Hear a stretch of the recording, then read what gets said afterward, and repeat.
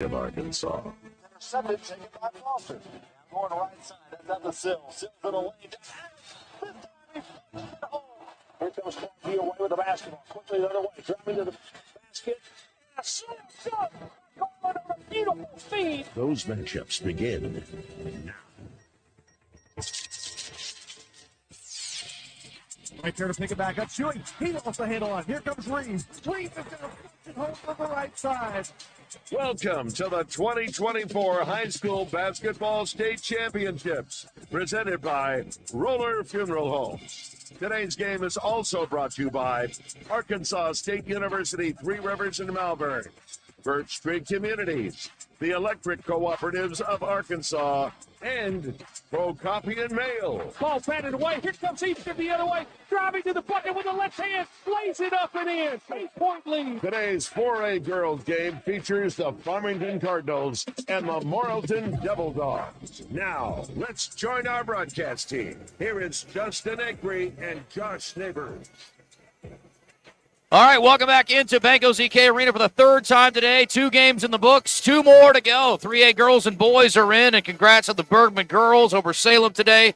And the CAC boys, Central Arkansas Christian scoring its first ever state title and taking it back to Mustang Mountain. And we'll see what happens here tonight. We've got another school that is trying to pull the double, and that's Farmington.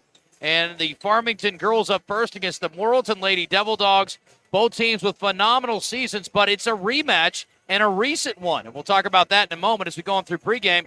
Then tonight, it's Farmington boys against Little Rock Christian. Lane Taylor and his cast against that star-studded defending state championship team from Little Rock Christian. So the Warriors trying to go back-to-back, and Farmington trying to take one back to Northwest Arkansas. But it's going to be a great night, and it's been a very exciting day here on day one of the state tournament. Let's talk about the matchup here today. Farmington Cardinals, 36-1, undefeated in conference play. Play out of the 4A1. And the Morrilton Lady Devil Dogs, 32-2, 14-0 under the direction of Karen McNabb. She's in her 13th season. Brad Johnson leading the Cardinals down here in his 15th year.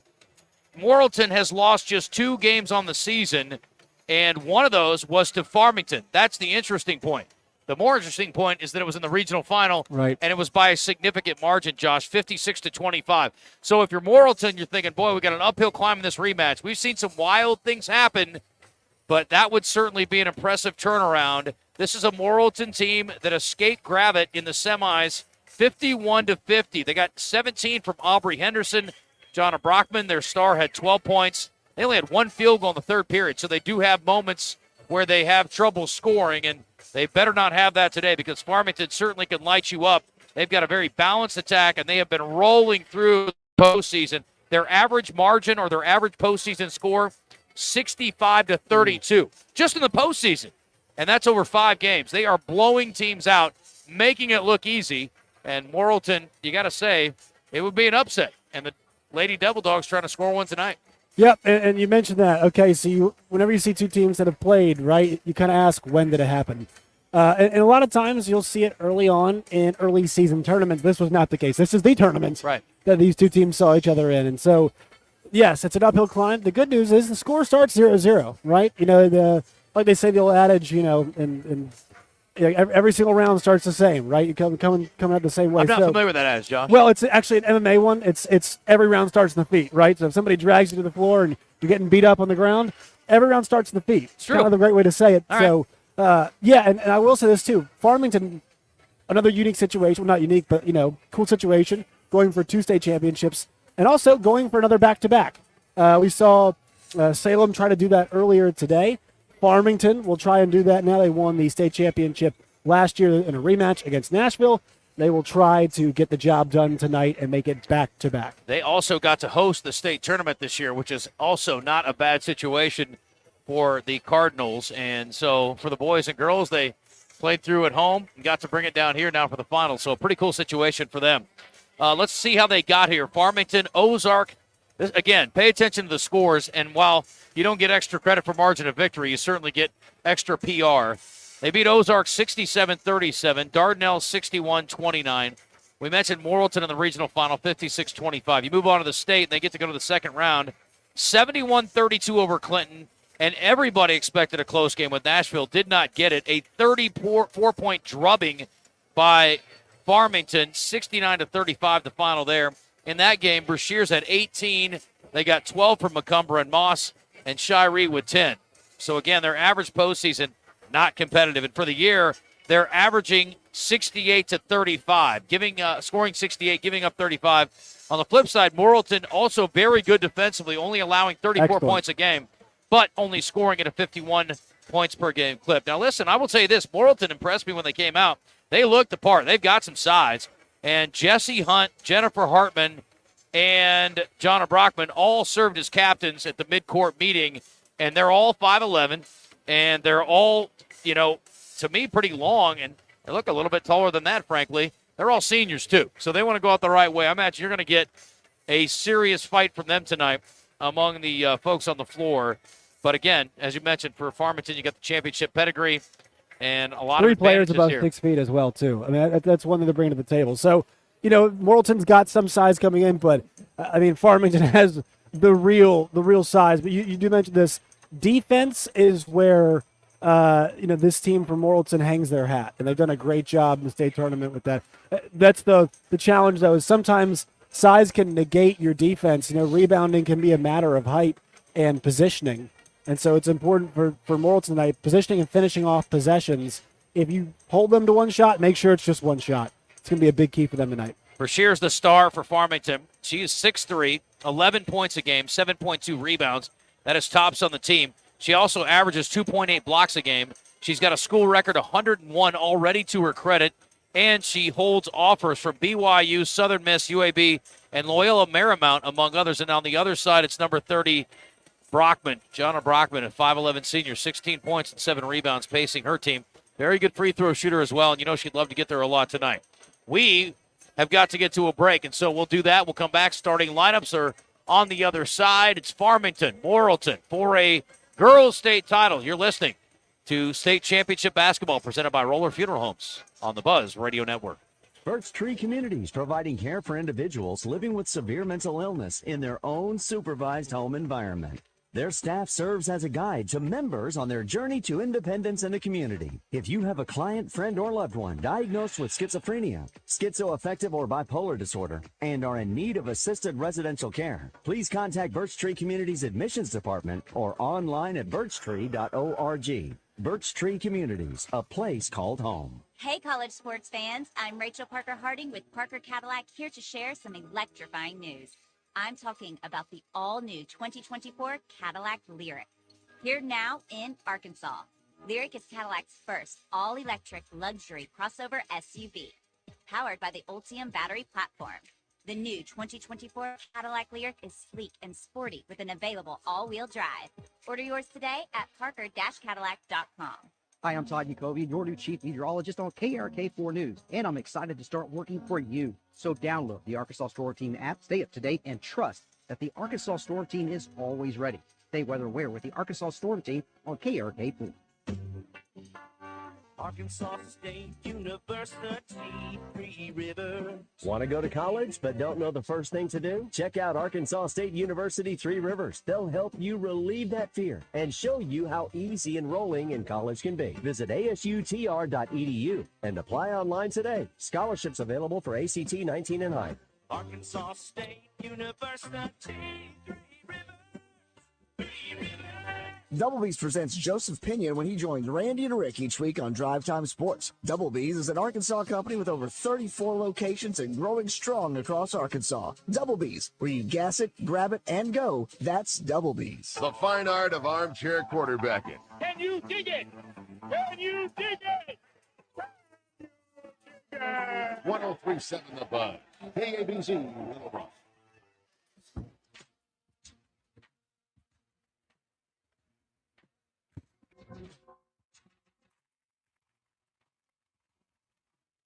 I want to thank Roller Funeral Homes. Arkansans have voted Roller Funeral Homes best of the best for 23 consecutive years. In the Arkansas Democrat Gazette readership poll, generations of families have recognized the Roller difference and know when they call on Roller, they will receive all their respect. Roller gives back at local food drives and your civic organizations, sitting in the pew a few rows over, and sponsors of the schools.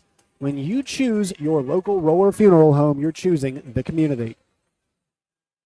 All right, welcome back here courtside at Bank OZK Arena. Josh Neighbors and Justin Akery will be calling the action between Farmington and Morrilton. Justin, we have the starting lineups. We do, and I'm going to work through them momentarily. Looking forward to this one, Josh. Are you working on the last game today? Yes, I am. And Wes Moore and I will be doing Farmington against Little Rock Christian. Buddy, you're in for a treat. I don't know if I'm you got excited. to see the Christian game last year, but I did. Yeah. you are in for a real treat, my friend. So looking forward to that. Yeah, finishing up here. Let me nail these down, and I will get to them in mere moments. And about to get the official starting lineups, but here's a little secret. In the way we do things, they give us a heads up on who's in the starting lineup. All right, well, let's start with the defending champs, yeah? Should we start there? Let's do it. All right. Are we going to have an anthem? We are. I did not realize we were starting They with do that. it by session. I did not realize that. You know what? We'll take our final timeout. We'll come back and give you the starting laps on the other side. We're going to listen to this fine version of the national anthem first. We'll be back and tip this thing off here in the 4A girls final on the Buzz Radio Network. We understand that in times of loss, every detail matters. Hello, I'm Renata Jenkins-Fowler with Roller Funeral Homes. It is a privilege to be chosen as the best funeral homes in Arkansas year after year for 24 consecutive years because it signifies the faith and confidence placed in us by those we serve. We are continuously seeking to elevate our standards of excellence. Thank you for your trust. Roller Funeral Homes, where compassion meets excellence with all our respect. Find us at the end of a lot of long country roads, covering over 60% of the great state of Arkansas. Our 17 electric distribution cooperatives are working day and night to provide reliable, affordable power to over 500,000 homes, farms, and businesses, just like yours. The Electric Cooperatives of Arkansas, your local energy partners.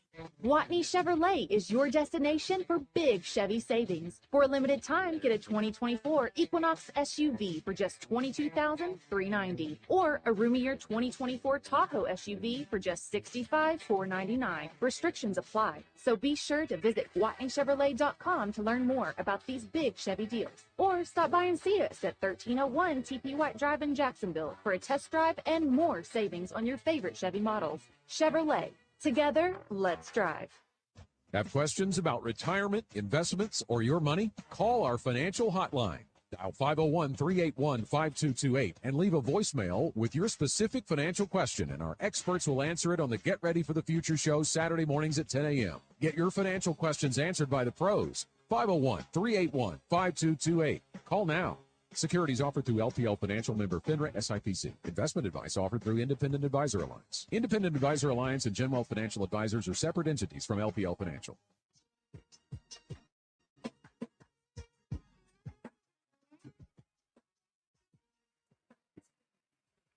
All right, let's get to the starting lineups here in this 4A girls state titles. We welcome you back. This is the 2024 High School Basketball State Championships presented by Roller Funeral Homes on the Buzz Radio Network. Farmington, Morrilton start with the defending champs, and it'll be Jamira London, 6.6 points a game for her, the 5'7" senior, shooting 33% from the floor from the three-point line this season. Marin Adams, 6' junior, 12 points a game for her, 6.5 rebounds per game, and 3 assists per game. 45 three-pointers made on the season, and she is collecting some Division II offers as a junior.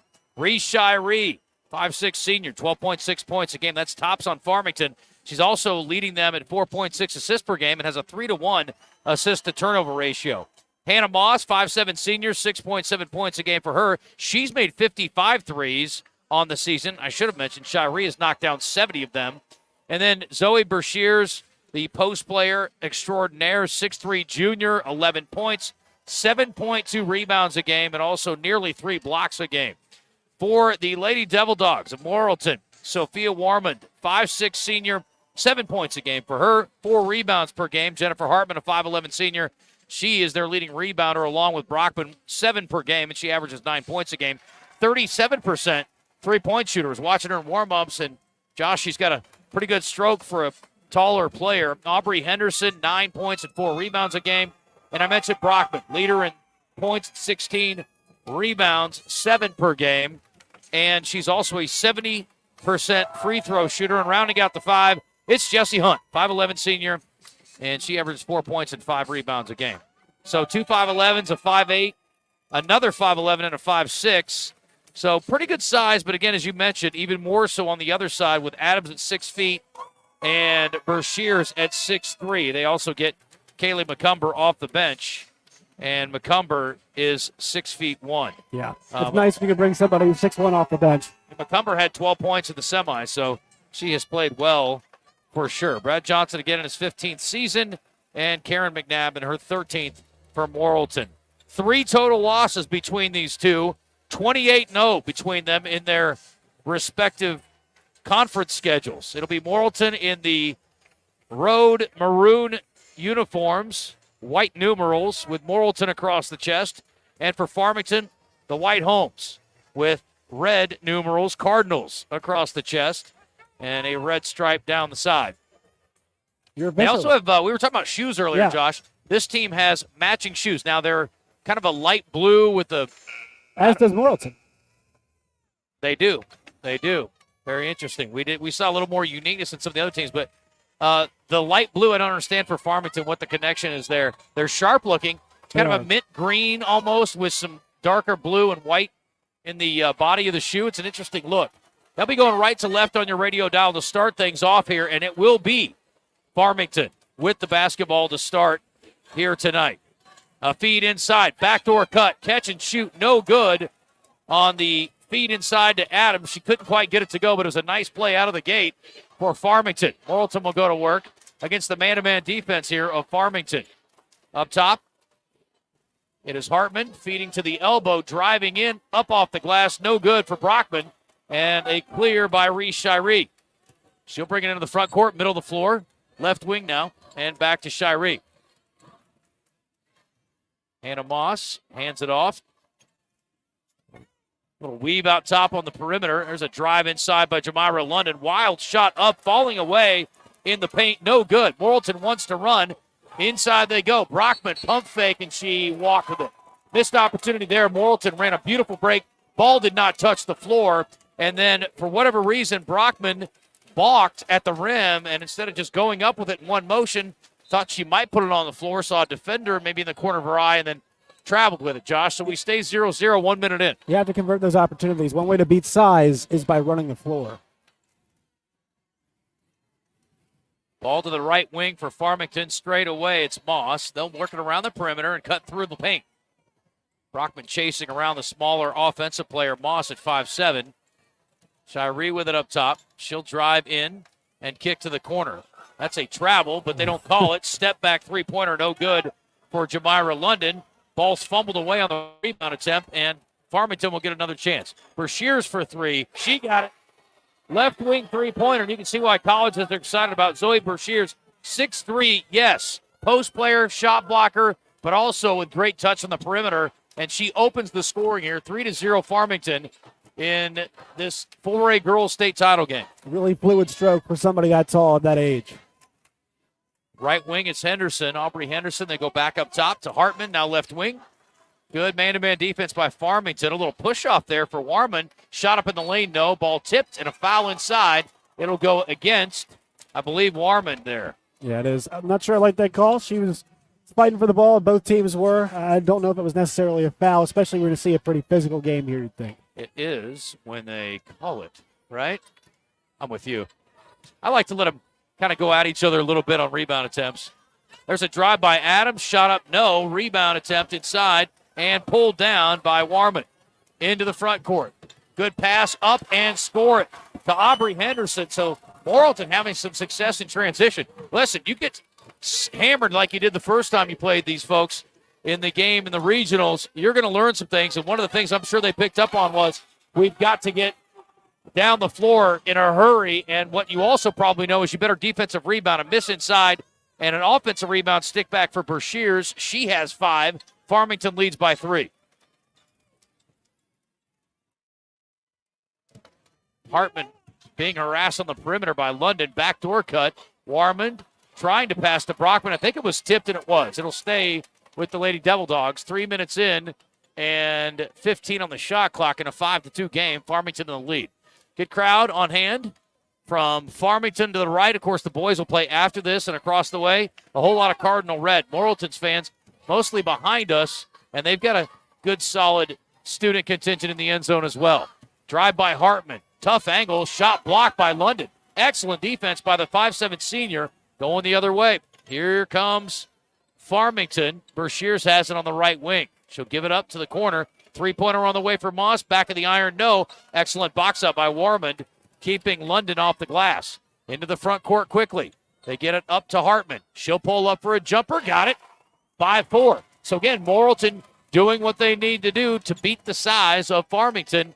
It's working well so far, Josh. You can tell there's been a huge emphasis on them, even taking quicker shots. The defense is between getting set up. They want to take any opportunity they can to not let that size get fully established on defense. Bershears calling for a pass to the corner so she can get a pass inside. They're doubling her down there, or at least digging in on the post. Warmond is helping out.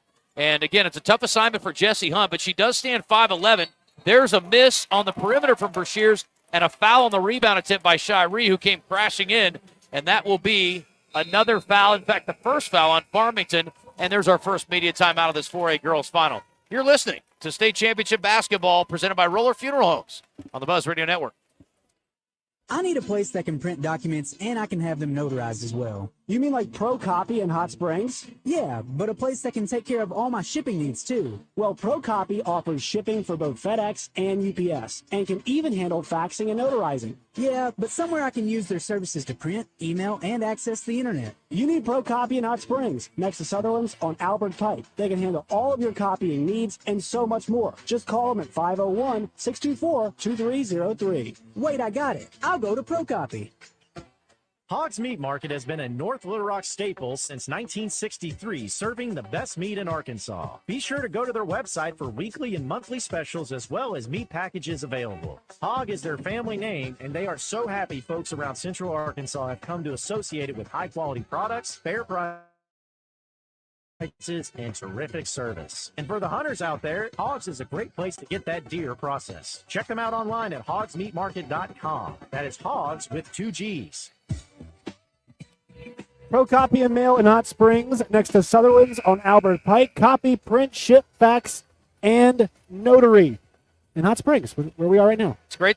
We are here. It's great to have a local vendor working with us and supporting high school basketball in the Spa City. Josh Neighbors, Justin Acree, and thrilled to be with you. It's 5-4, and Farmington in the lead. Both teams have made 2 field goals, but Farmington has shot it 9 times, Morrilton 5. So better shooting percentage of 40% for the Lady Devil Dogs. They've got the ball and a chance to take the lead. Farmington 5-4. Bershears hanging around the paint. And the Lady Devil Dogs working it around the perimeter right now. Warmond up top. Late cover up, but she doesn't shoot it. Looking for someone to dish it to. Gets it to Hartman. Hartman up top. To Brockman.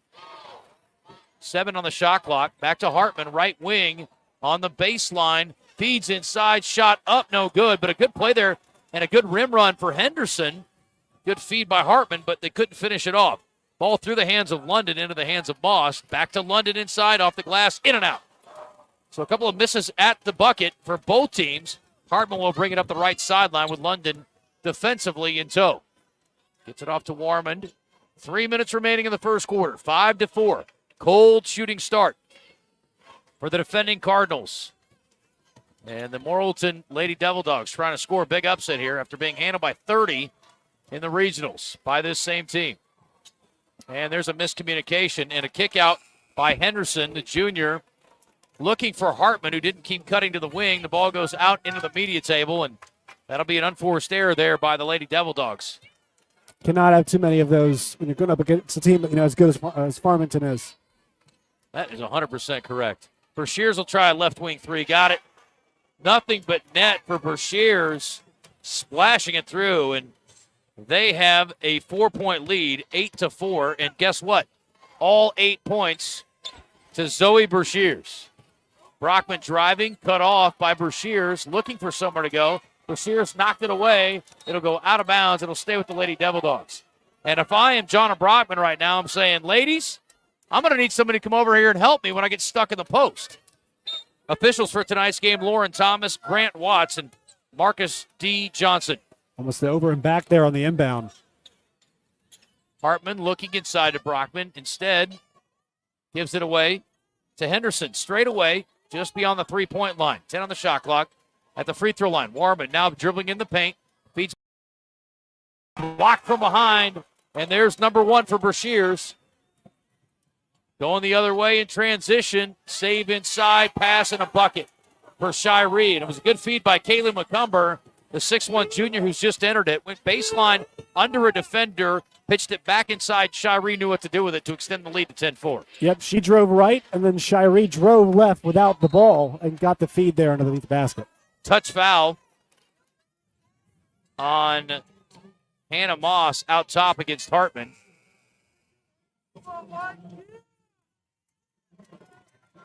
Going to be a sideline inbound here from Morrilton.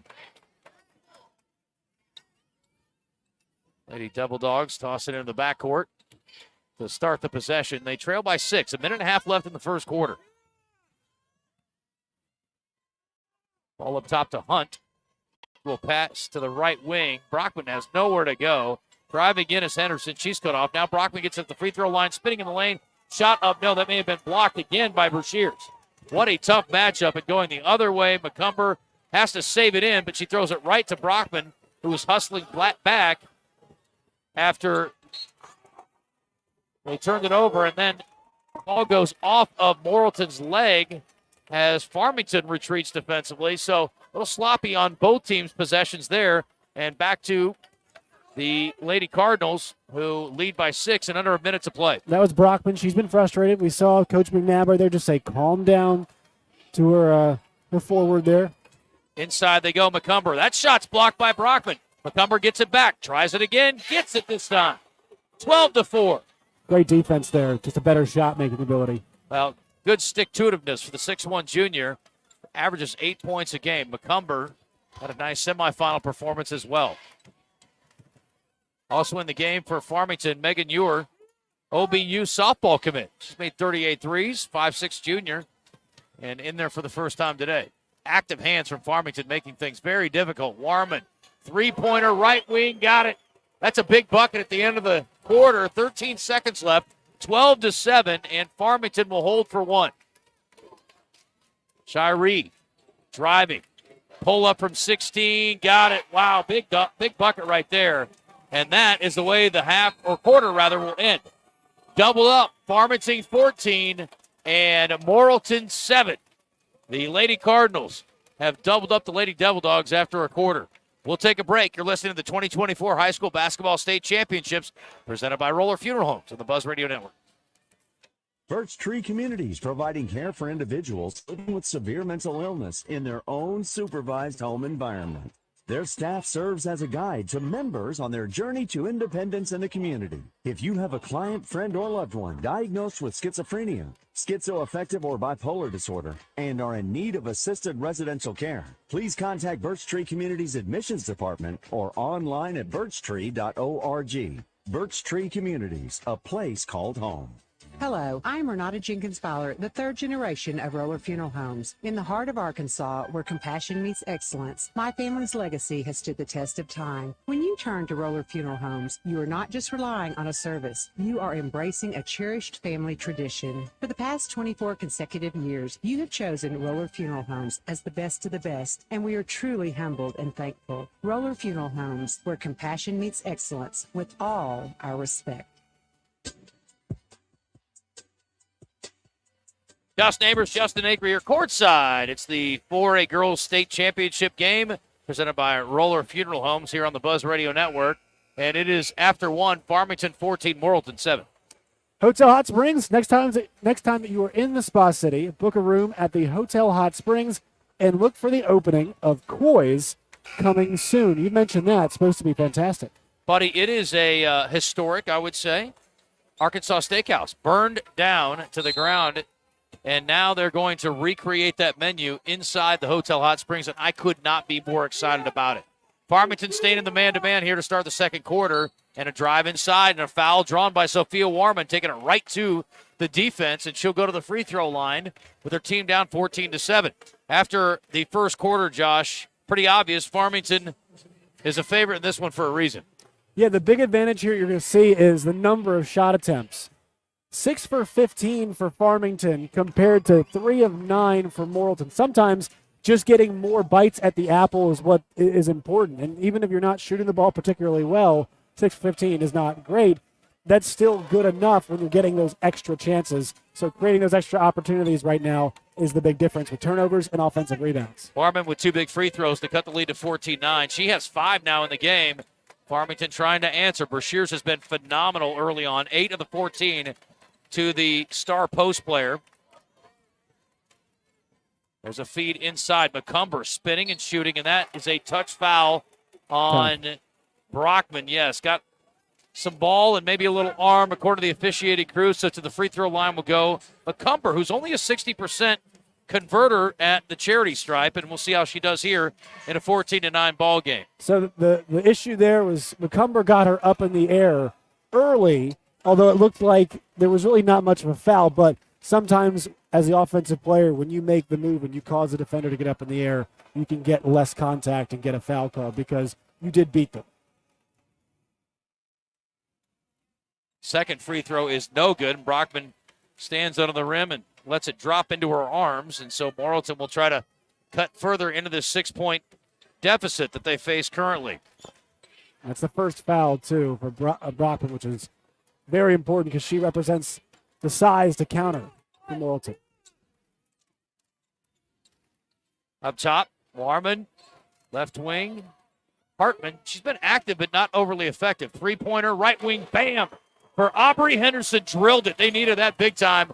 And now within 3, look out, Morrilton on a run here to start the second quarter, and they are just a triple away from tying this thing up. That was a very confident stroke, I thought, by Henderson. No hesitation. Problem is, you've got a lot to concern yourself with. You got plenty of players down here that can score, and Brashears is a threat inside and out. She's being double-teamed right now. Shot goes up from the left wing, and there's your problem. McCumber from long range. She drills a 3, and the lead's back to 6.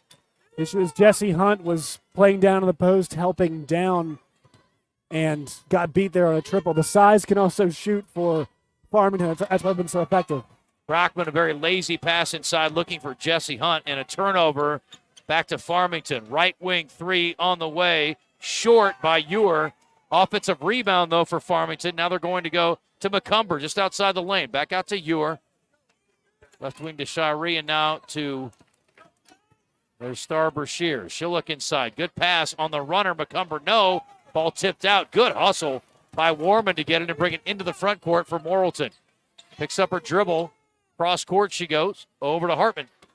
5:46 left. Hartman left-hand dribble all the way in. Up, fouled, and to the free throw line she'll head. Big. That's the way you have to. It's like baseball. You know, when you go up against a great pitcher, sometimes you got to manufacture your offense. You know, take advantage when you get base runners, all that kind of thing. That's kind of the same concept when you're a bit outgunned against this kind of size. I want to know how many more sports analogies you can make. You already threw a UFC at me, and now baseball. I've got a few more in me. We'll see about that. We're not even at halftime yet, big guy. You haven't even scratched the surface. You got another game to go, too. Hey, if you can work a highlight in there or no? Okay. I'll give you some golf, maybe. Judo? I don't know. Try to get me an obscure. I already got the combat sports covered. It's true. I was thinking an obscure Olympic sport. Both free throws good. Some biathlon. By Hartman to make it 18-14. Jennifer Hartman, 5'11" senior, trying to finish her senior season the right way. And Morrilton back within 4. Drive inside. Shiree scoop. No. Excellent defense without fouling by Hartman there, creating the miss. She'll bring it across the timeline with Shiree defending. Hartman with that long ponytail bouncing around as she dribbles it along the perimeter. And again, Hunt mishandles the pass. Wasn't particularly good. McCumber in transition. Stops. Hands it off. Layup good by Marin Adams, who was trailing behind.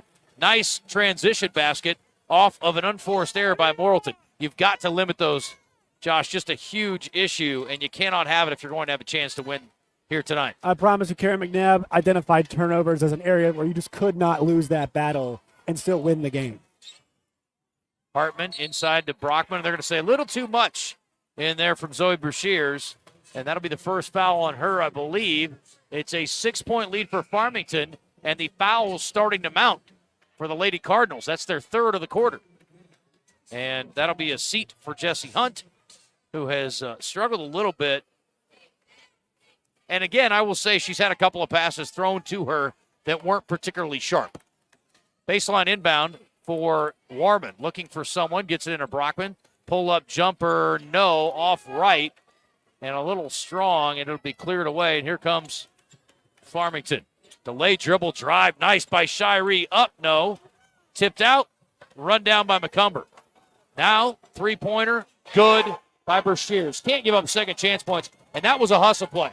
Straight got out-hustled there, and again, inexcusable. 11 of the 23 now for Brashears, and you blink, and all of a sudden the Lady Cardinals have rolled out to a 9-point lead. There's some fatigue setting in for Morrilton. They've only played 6 players so far. Yeah. And we just saw McNabb get into the game for the first time, so they've really only played 5. 3-point jumper on the right wing by Warman, no, and a rebound for McCumber. Here comes Shiree. We'll see if she attacks again. Nope, kicks left wing, 3 on the way, off the front of the rim for Adams. Another offensive rebound. McCumber fouled on the reach-in, and again, just can't have it, Josh. Free throws are coming up. But we've got a media timeout first. Farmington leads at 23-14 for a girls' final. Continues on the other side after this. And you're listening to the 2024 High School Basketball State Championships presented by Roller Funeral Homes on the Buzz Radio Network. Arkansas State University, 3 Rivers. You want to stay at home and take college classes? Visit Arkansas State University 3 Rivers at asutr.edu and enroll in online classes toward a certificate or degree. So keep your PJs on and go to asutr.edu. Scholarships available for ACT 19 and higher. Arkansas State University, 3 Hey folks, Trey Johnson here with HJ Trailer Sales in Hot Springs. Spring is coming and everyone is getting ready to get outside. So if you need your trailer serviced or repaired, let us help you out. Or you may be needing a trailer to get your golf cart to the golf course. Or you need a trailer for work. Or if you just need to buy a new trailer for recreational use. Let us help you at HJ Trailer Sales with one of the best service departments in the state. Visit us in Hot Springs or check us out on Facebook or at hjtrailersales.com.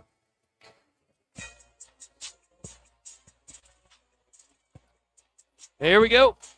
23-14, Farmington rolling right now with 3:50 remaining in the first half, and Cardinals about to head to the free throw line with McCumber fouled on the stick-back attempt. And so far, shooting-wise, it has been this way. Morrilton at 33%, 4 of 12. 2 of 3 from 3, not bad. Turnovers an issue. They've had 5 and only 1 so far for Farmington. Points off turnovers, Josh. There's your ball game. 10-zip. Advantage for the defending champs, and in the paint they're rolling as well. Now what's the 10-2, also 10-0 in second chance points. Can't have any of that. The lead right now, 9. Yes. Kind of reflects all of those things. Because Morrilton's put up a good fight whenever they've kind of stopped the runs, but this one just kind of keeps going. This is a critical 350 right here. I mean, it's pretty obvious, but, you know, there's a very stark difference between holding serve, having to be an 8, 7-point lead, and having this thing balloon to 12 or 15.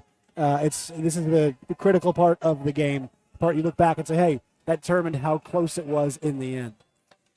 Second one good by McCumber.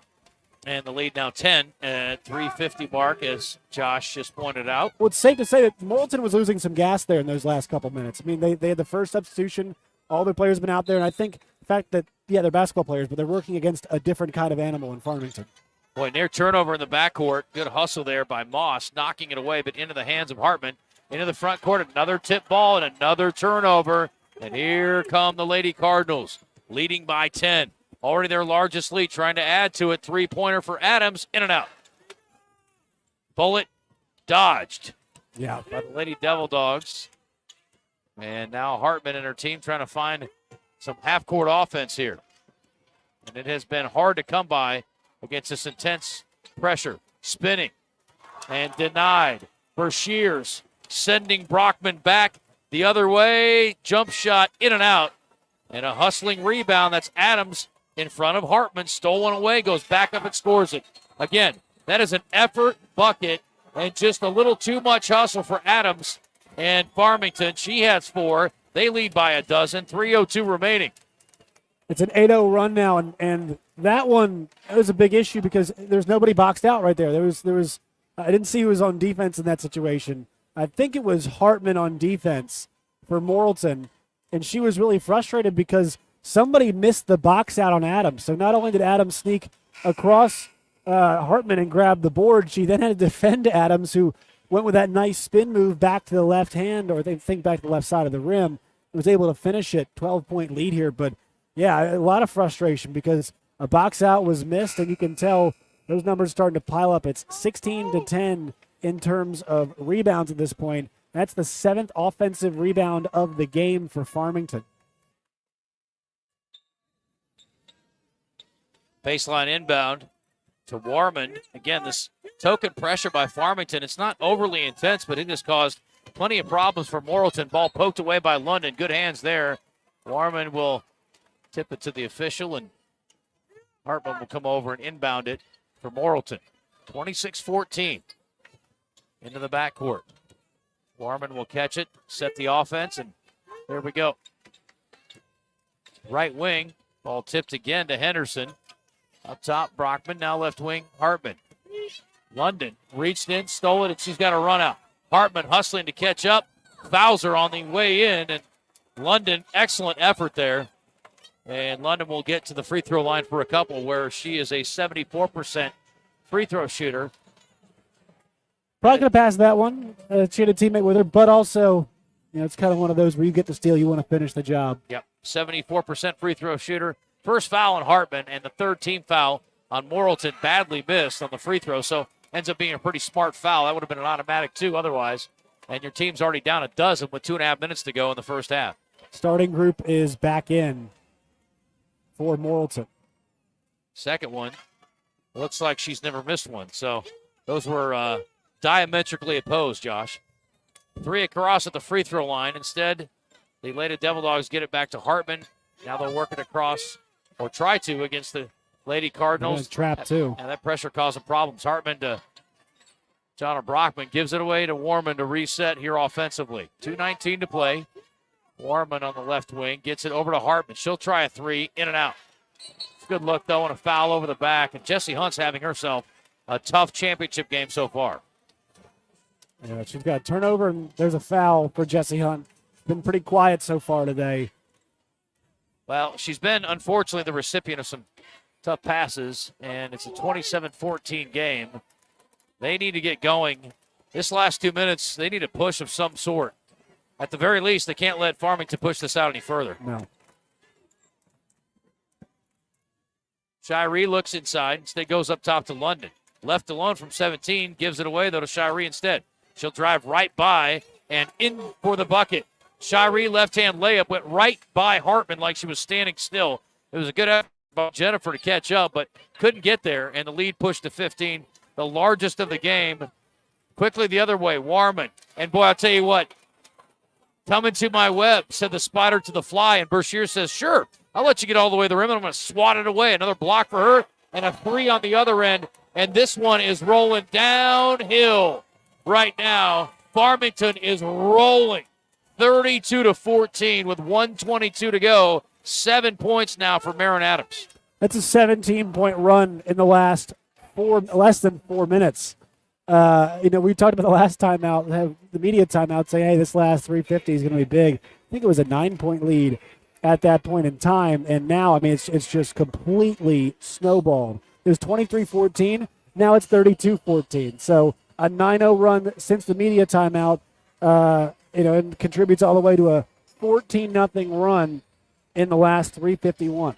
Well, you can't have it. It is, tough sledding here so far. And we knew it would be an uphill climb after watching the previous matchup between these two, one that was won in the regional final by Farmington by 31 points. And if this continues, they're going to repeat the feat.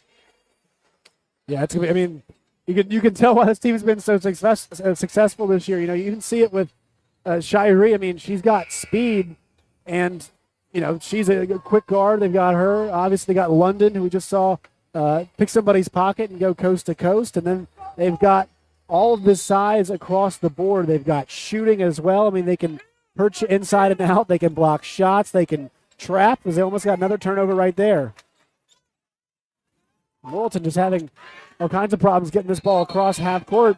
And now we're going to have a travel call. But, yeah, things are falling apart pretty quickly here for Morrilton. That's turnover number 6 for them in this first half. I'll tell you one thing. I wouldn't want to try to operate against Farmington either. They are making Morrilton extremely uncomfortable. And offensively, they've been pretty darn efficient. Moss left alone. She'll try a 3. Up and no good. And I don't know what the call was there. They blow it dead because it hit the top of the backboard? I believe so. I didn't think it went over. I guess the official had a better look at it. Interesting. Dead ball either way. Morrilton now, again, 1 minute left to try to do something here, trailing by 18 points. And when you're more than doubled up, Josh, trouble. You got to dig deep to try to find a way to believe. Warman to the right wing. Henderson's had some moments here. Gets it to Brockman, now to Hartman, left wing. Hartman, nice cut by Warman. Pull-up jumper, no. Couldn't get it to go. Brashears with a rebound. I'll tell you what, it starts to get in your head as you go inside. There's a nice cut by London. Layup good. Nice find by Shiree as London rim ran. And the 5'7" senior hiding underneath the basket. Got it. Now the lead pushed to 20.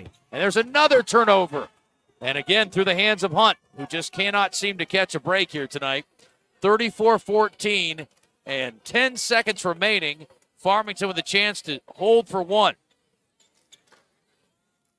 4 seconds, 3 seconds. Deep 3, Shiree, no. And a rebound, and that's how the half will end. Warman with the clear and a disgusted look on her face as she flips the ball to the official on the way to the locker room. It was all Farmington in that first half, and the Lady Cardinals are rolling by 20. 34-14 at the break. You're listening to the 2024 High School Basketball State Championships presented by Roller Funeral Homes on the Buzz Radio Network. We understand that in times of loss, every detail matters. Hello, I'm Renata Jenkins-Fowler with Roller Funeral Homes. It is a privilege to be chosen as the best funeral homes in Arkansas year after year for 24 consecutive years because it signifies the faith and confidence placed in us by those we serve. We are continuously seeking to elevate our standards of excellence. Thank you for your trust. Roller Funeral Homes, where compassion meets excellence with all our respect. Find us at the end of a lot of long country roads, covering over 60% of the great state of Arkansas. Our 17 electric distribution cooperatives are working day and night to provide reliable, affordable power to over 500,000 homes, farms, and businesses, just like yours. The Electric Cooperatives of Arkansas, your local energy partners. Greatness doesn't happen overnight. It takes time, focus, and dedication. At Shelter Insurance, we understand that because we put in the hard work and dedication for decades. And that commitment is paid off with award-winning customer service for your auto, home, and life insurance. See Shelter Agent Paul Killingsworth in Cabot, Jonathan Stone in Lone Oak, or Stephen Reeser in Jacksonville today. Awesome Thursday show is in the books. Want to thank Joe Klein. Want to thank Tommy Smith and Melinda Mayo for all stopping by. It's a Friday edition of Morning Mayhem. Roger and Baz are back. We'll talk some high school basketball and preview the weekend for Hog baseball and basketball. It's all coming up 6 to 10 right here on 103.7 The Buzz.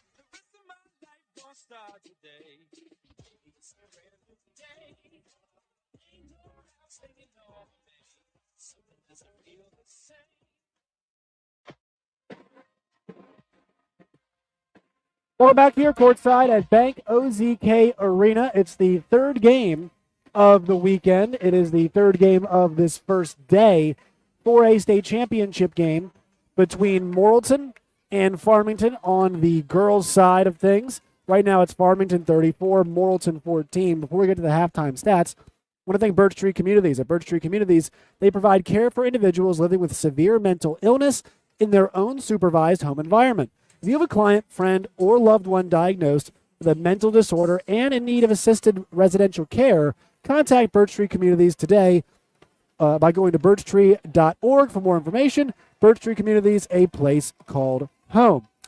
Once again, 34-14, our halftime score. 20-point lead for Farmington.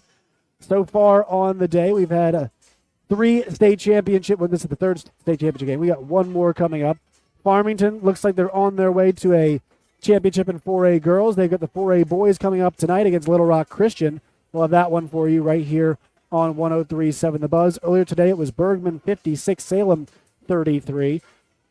That was the first game that we had today in the 3A state championship game. Also, CAC gets the job done against Bergman boys to win the 3A boys state championship game, their first state championship for that group.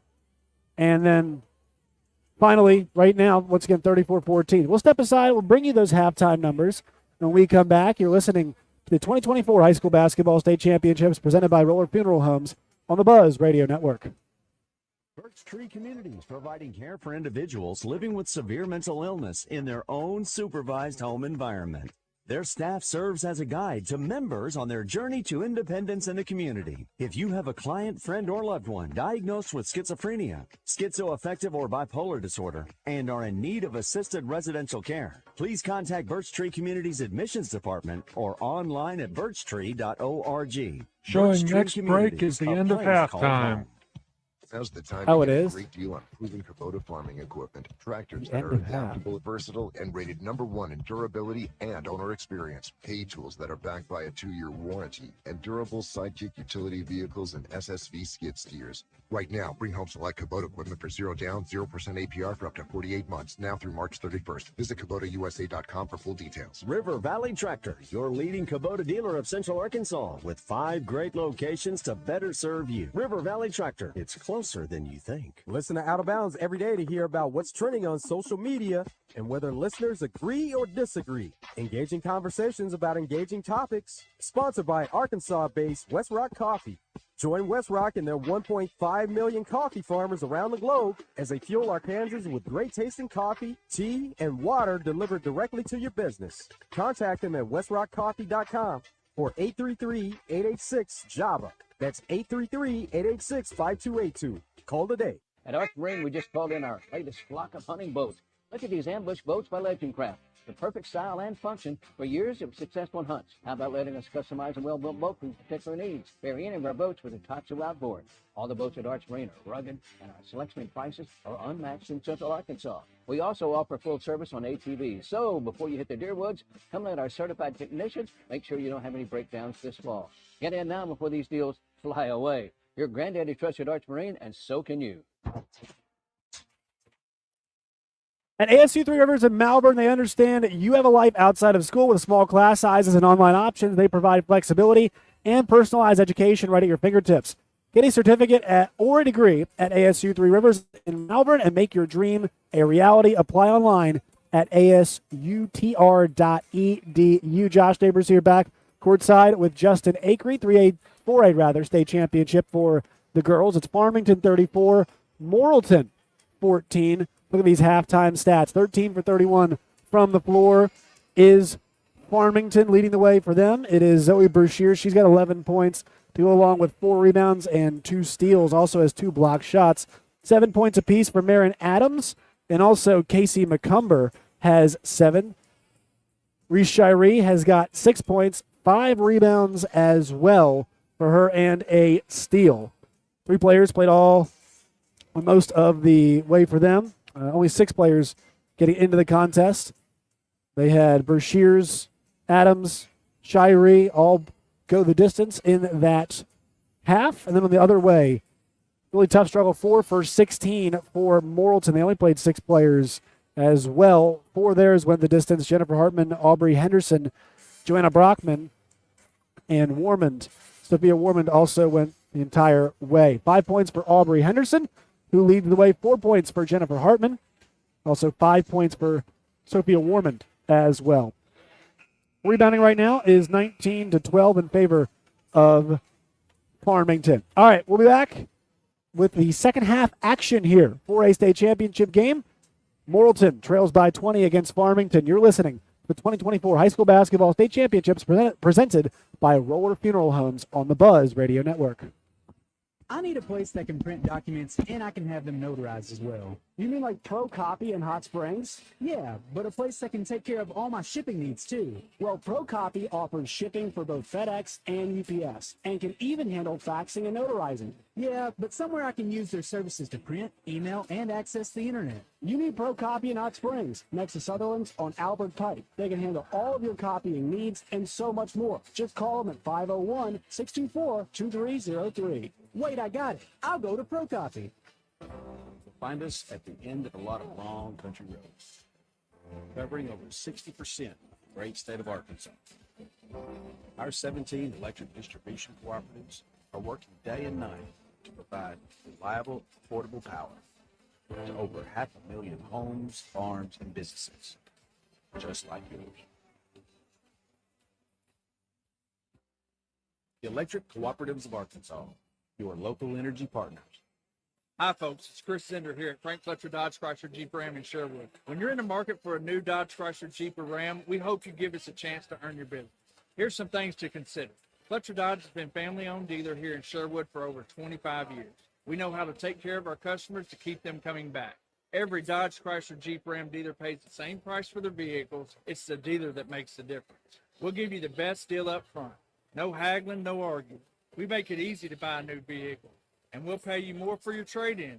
Compare our deal to anybody's, and you'll buy from us. Come see us today for the deal of a lifetime on new Dodge Chrysler Jeep or Ram.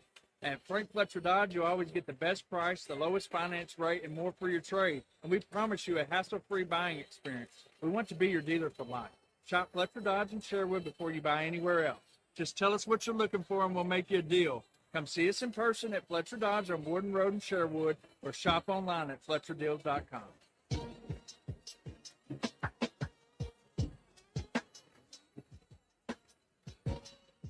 Welcome back to Bank OZK Arena, the Centennial Bank High School Championships here in Hot Springs. And Morrilton with an uphill climb here at halftime against the defending state champions, and Farmington rolling right now. Lady Cardinals getting it done by 20, 34-14. Want to thank our friends at Roller Funeral Homes for supporting high school championship basketball on the Buzz. And we are off and running. Game number 3 of 4 today. 4 more tomorrow, 4 more on Saturday.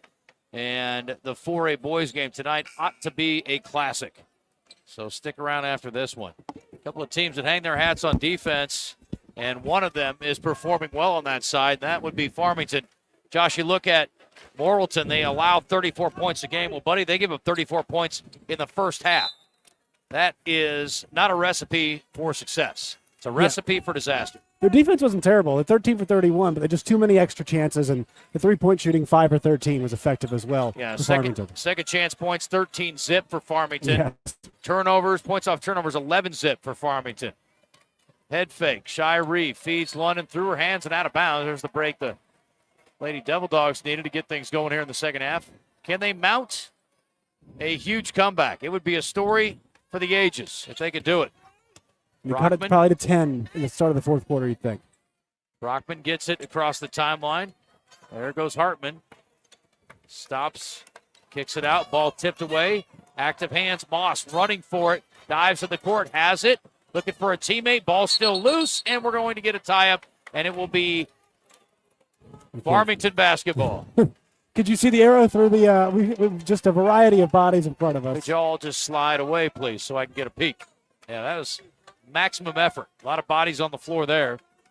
And it will be alternate possession. I'm trying to clarify, actually, whose possession it is. But the arrow is pointing towards Morrilton. Morrilton, I'm sorry. Yes, I think it said Farmington. They switch ends of the court at the half, it turns out, folks. Who knew? They do. All right, it will be Hartman triggering, and she gets it into Brockman in the front court. Standing on the AAA Basketball Finals logo. Brockman has it between the circles. Not a threat to shoot from the perimeter, or so it would appear at least. Hasn't even eyed the basket when she's got it out there. Everybody's overplaying for Farmington, just making things really uncomfortable for Morrilton. Three-pointer from the outside, and there she goes.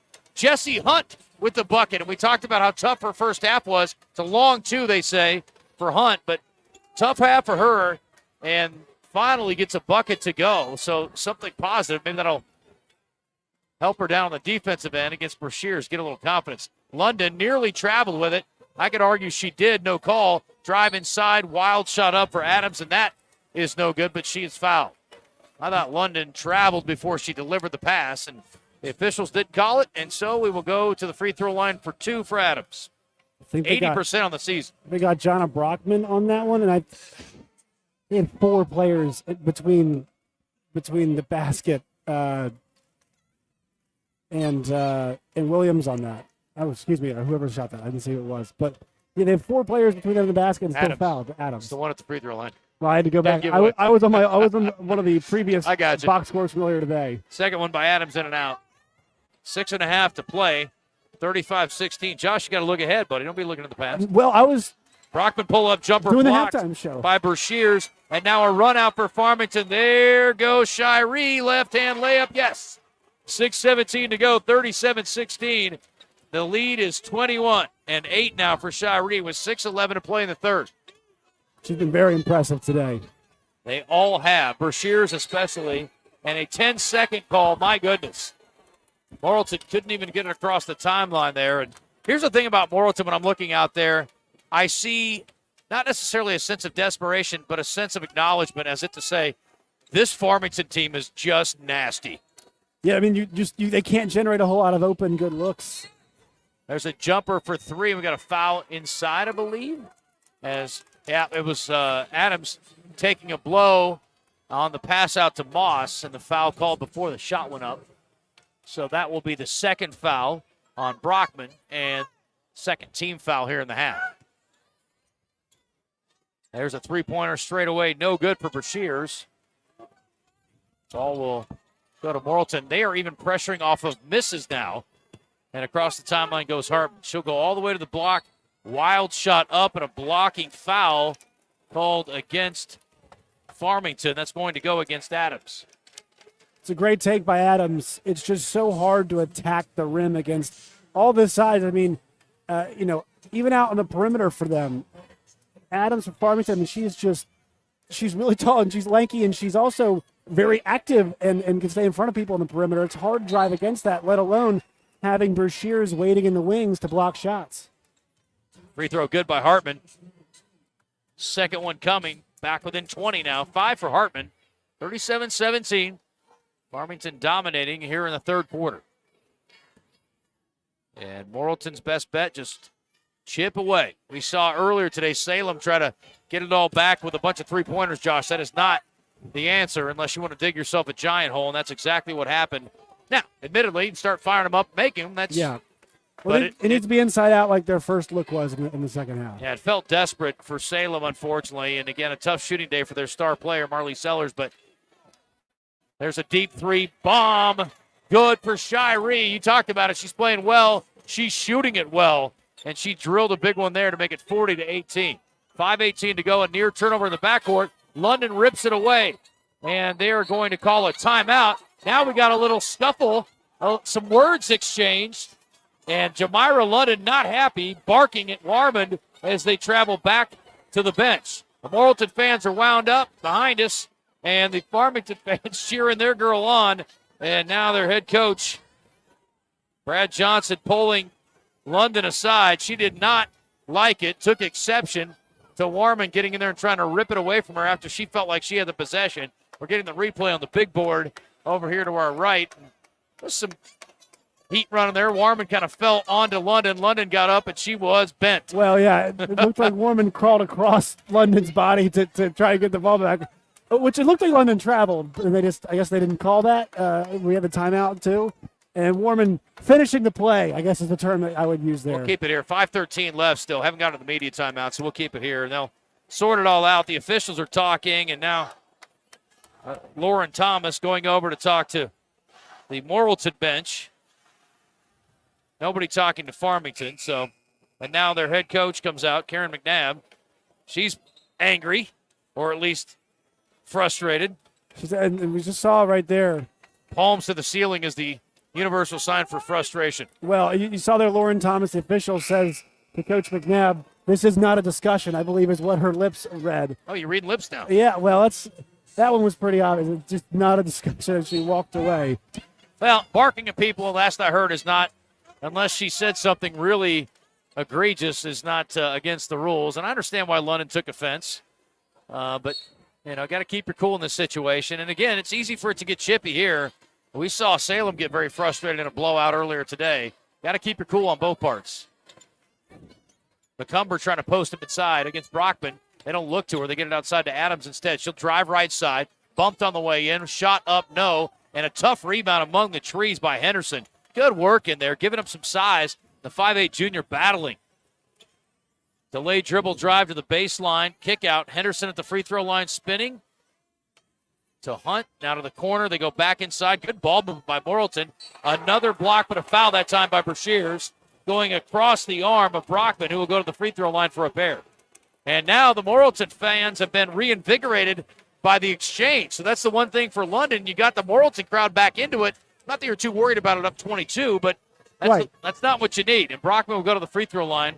70% on the season. The first one is no good. So trying to figure out what is the issue. There's conversation happening over near the Morrilton bench, but on that one, Brashears, the issue was she wound up. Come on, lip reader. To try and, there's too many officials talking at once. She wound up on that one trying to block the shot, and that's why ultimately she gets the foul call. Trying to do it with authority, as Eric Cartman would say. Yes. Respect also, my authority down here. London's also out of the game. That's why McCumber's back in. So London getting a second to cool off on the bench. Yes. Oh, not a good trip for Brockman. Missed them both. So the lead stays at 21 with 4.5 minutes to go in the third quarter. Cardinals trying to repeat. They also won it here in 2020. Kick to the corner. 3 on the way. Farmington short on the miss by Brashears, and a rebound on the opposite side by Shy Reed. She'll back it out. New shot clock. Crossover dribble. Drive in the paint. Lost the handle, and we're going the other way. Great defense in that end. Let's have a little debate here, Josh. We don't change the rules, but just an opinion. And admittedly, remember, there was no shot clock at all a couple of years ago. Yes. I don't like the full reset, I don't think. Maybe go to 25 on the reset? Yep, 25. I'm with you on It's that. 20 in the college game, of course. There's Brockman. Long jumper, up and good. I said she's not a threat from 3, but that long jumper from the left corner looked pretty darn good. Moonball right there. Was. Nice arcing shot. And, by the way, Brockman has 3 total points in this game. She averages 16. There's a 3-point miss, and there's a good defensive rebound by Hartman. That was a quick shot, too. It was not good from Farmington. Just a chance for Morrilton to get back in it. Hartman, head fake, drive, pull up, 12-footer, yes. 40-23. Here come the Lady Devil Dogs. Do they have a little bark left? And maybe a little bite.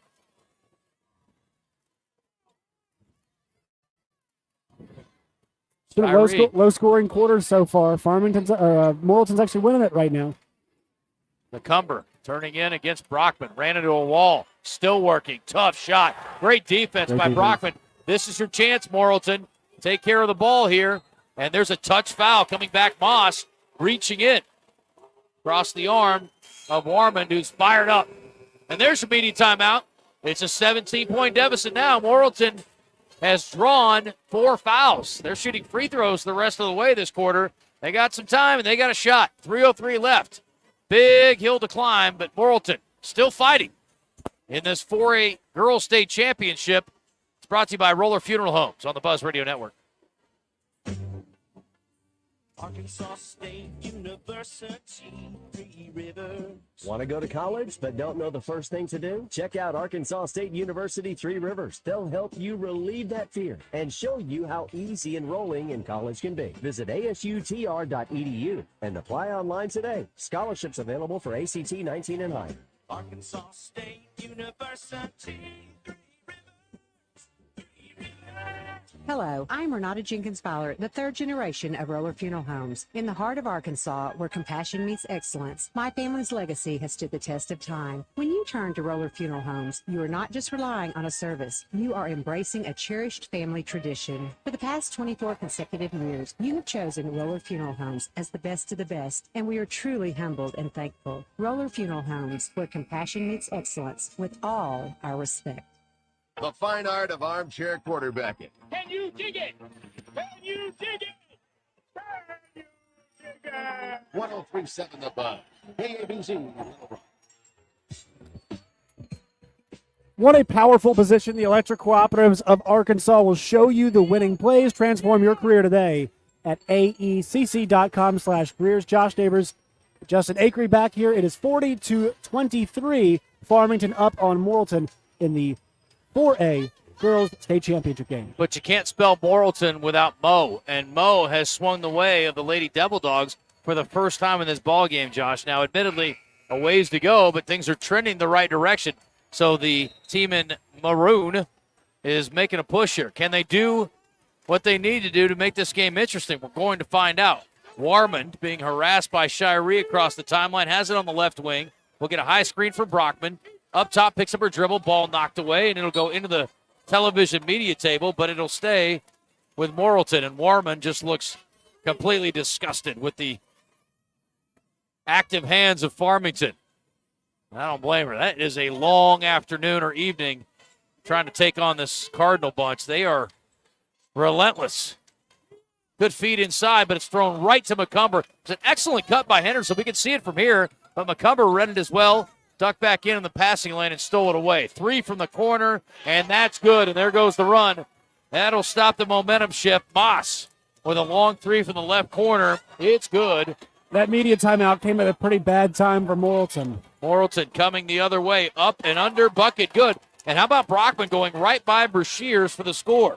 Nice rip move.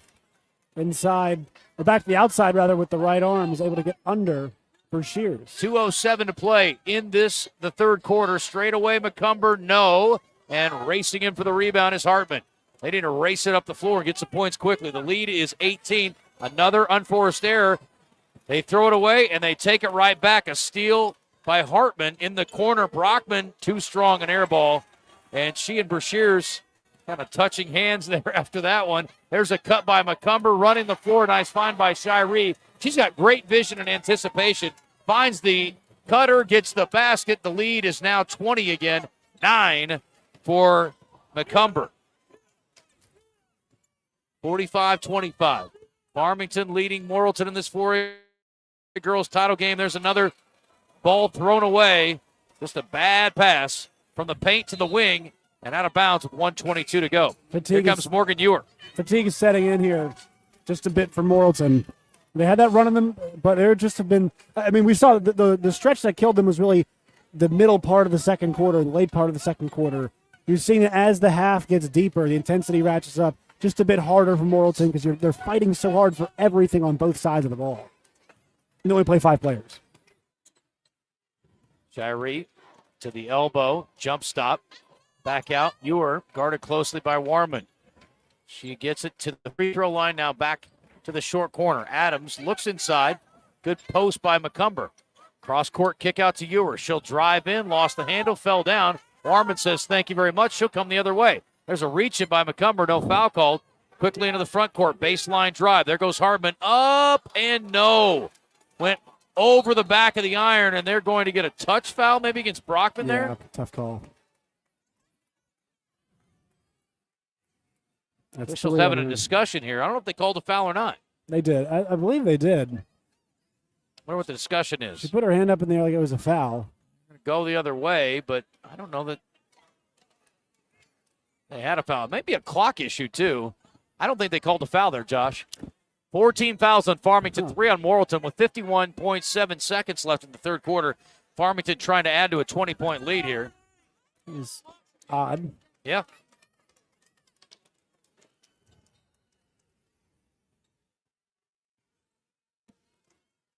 Cardinals, no need to rush here. In control. Again, Morrilton fighting hard the man-to-man.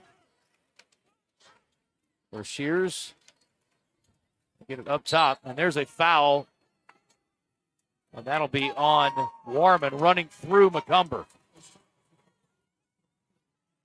And Warman is pleading her case. She's frustrated. Good job there, I think, by Lauren Thomas, calmly explaining to Warman what she did. And for the first time, we've got Chloe McNabb in the game. 5'4" senior.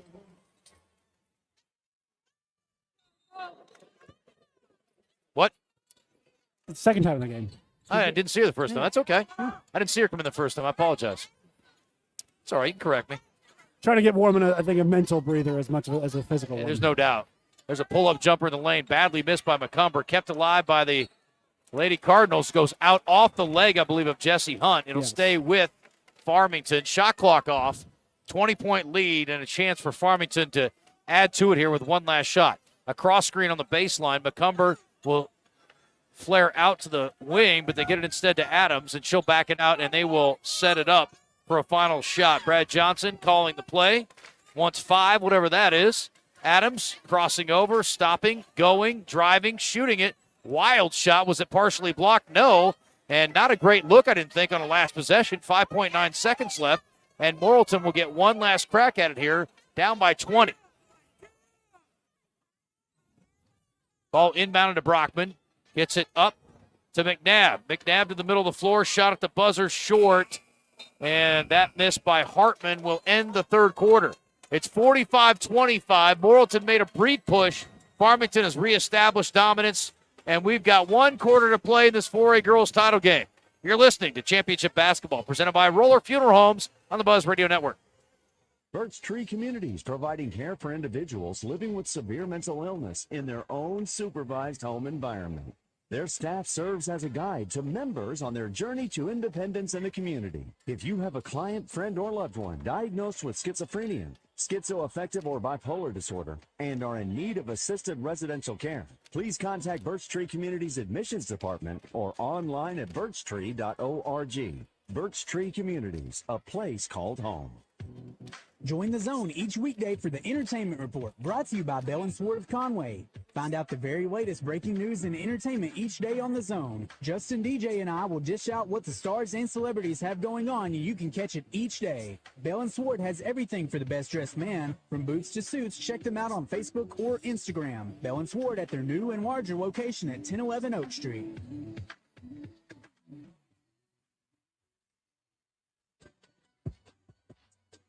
Back here at Bank OZK Arena, 1 more quarter to go between Farmington and Morrilton for the 4A state championship game. I'm Josh Neighbors. Alongside me is Justin Acree.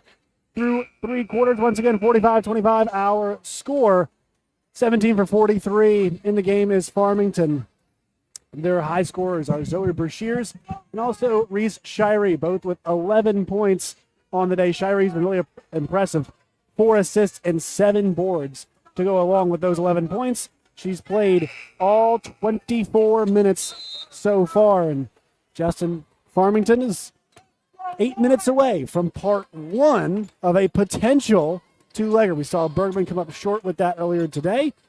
And we'll see if Farmington had a very good chance of getting this one done and they can do tonight against the defending champs, Little Rock Christian. Oh, buddy, I'm looking forward to it. There's a pretty good contingent over there in green and blue. They're ready for it. Warriorville has made the trek south. Deep 3-point jumper by Marin Adams, and what a smooth stroke for the junior. You know, she's going to be leaned on heavily next year offensively with her game when you get some of these stars graduated, but they also get Brashears back. We may see a potential 3-peat for Farmington next season, Josh. I mean, yeah, they definitely got the ability, they got the size. Their defense has been tremendous tonight. I mean, everything that Morrilton's gotten, they've had to work so hard for. I can't think of an easy shot they've gotten this evening. 3 seniors out of the starting lineup graduated, but you not only get back Adams and Brashears, but you also get McCumber back. And Ewer's a junior, so a lot of players playing heavy minutes that are underclassmen. Feed inside, too tall for Brockman, and there goes Adams again. Speaking of, she'll bring it across the timeline. There's a big loss for next year as Shirey up and under, bucket good. Oh, my goodness. Beautiful. Forget about it. I don't know what Shiree's plan is for college, but she could go, sir. A left-handed drive there, right-handed finish underneath with a reverse layup there, and she's been tremendous. They're doubling them up right now, 50-25. 13 now for Shiree. Left wing, pull-up jumper, Hartman, no. And a clear by McCumber.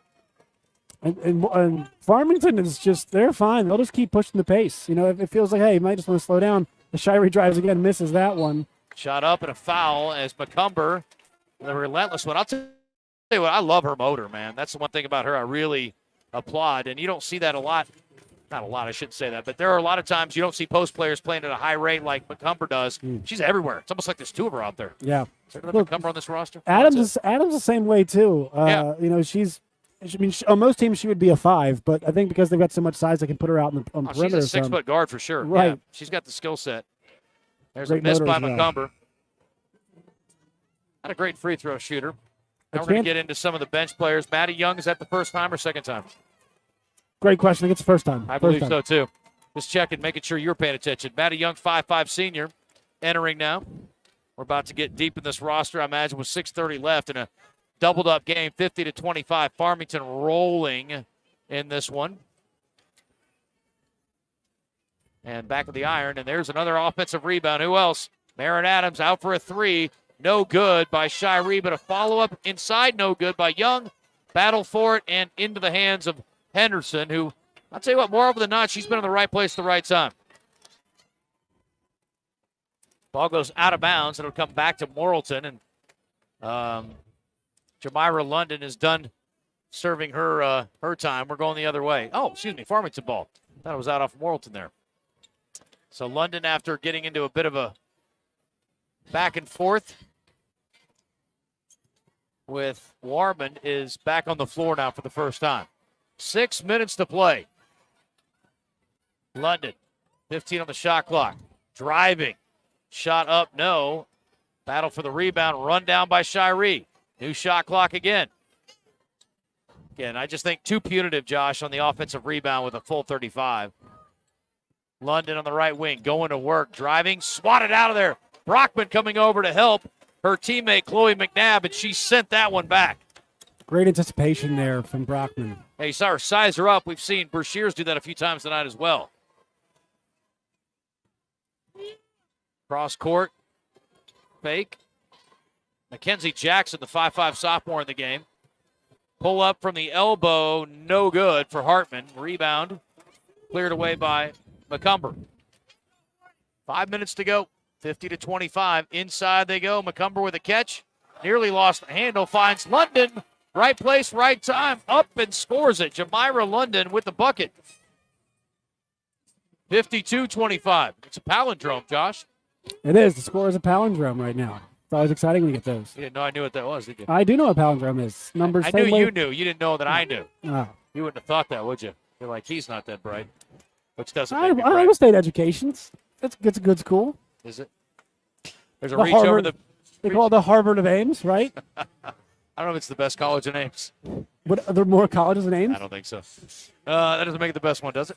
52-25. That's the first foul on McCumber. Baseline inbound, triggered by Hartman. Looking, gets it in. Warman has it.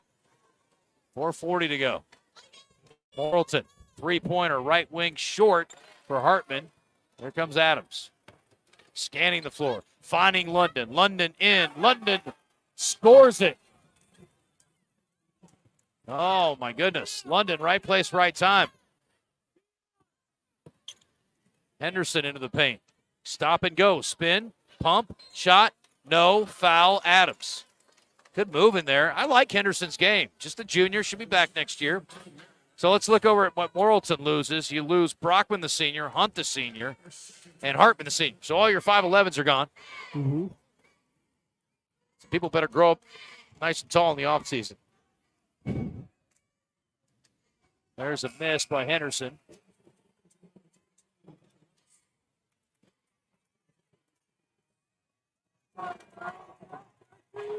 And Henderson's one of the three players that have played the entire length of the game tonight. Her effort's been great on both sides. Probably more focal point of the offense next year. Free throw good. Second one. 54-26 and 4:12 to play. 6 now for Henderson. Bashir still in the game. Up the screen. There's a drive by Shiree. Bucket good. That was a nifty move. And a great screen set that one up. Able to drive in and score it. Leads 30. It's kind of reminiscent of what happened last time these There's two teams no doubt. met. Yep, 56-26. Brockman swatted. Got a body call beforehand. Brashear's pretty soft contact in there, but enough to draw the foul according to the official. And with 3:40 to go, we've got immediate timeout, yeah? Should be. Yeah, the clock's still moving for some reason. Yeah, we got all kinds of problems. The running clock when it gets to 30? I'm not the person to ask about this. RJ Hawk is a good person. Or Bobby Swafford. Everybody's wondering. We should be taking immediate timeout. Also, running clock with a 30-point game. I don't know. They're running clock. Now they finally stopped it. I don't know what is going on.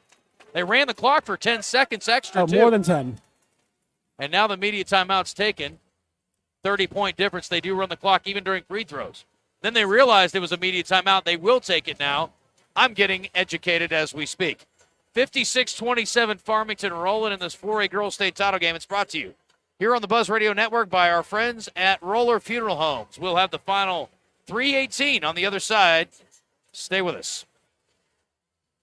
I need a place that can print documents and I can have them notarized as well. Anywhere in the state. You mean like ProCopy in Hot Springs? Yeah, but a place that can take care of all my shipping needs too. Well, ProCopy offers shipping for both FedEx and UPS and can even handle faxing and notarizing. Yeah, but somewhere I can use their services to print, email, and access the internet. You need ProCopy in Hot Springs, next to Sutherland's on Albert Pike. They can handle all of your copying needs and so much more. Just call them at 501-624-2303. Wait, I got it. I'll go to ProCopy. Do you need rainwater, Holton, Sexton? Anywhere in the state, dial 888-8888. It really is just that easy. If you've been injured, They're officials in our computer. Matter where in Arkansas you are, just dial 888-8888. We'll come to you. I'm Mike Rainwater of Rainwater, Holton, Sexton. We have been thankfully serving Arkansans for years, and we appreciate the trust you've put in us. We work hard for you, Arkansas, each and every day. Anywhere in the state, dial 8. 7:17 in the evening, and we've got one more game coming up tonight. It's the 4A boys final here. This one is elementary. The only question will be what score will be, not what the outcome will be. It's a 56-27 drubbing here by Farmington. First free throw by Brockman. Got it inside that 30-point mark. Second one in and out and rebounded by Brashears. I will say this, Morrilton, I think, knew they were going to be up against a very tall order here.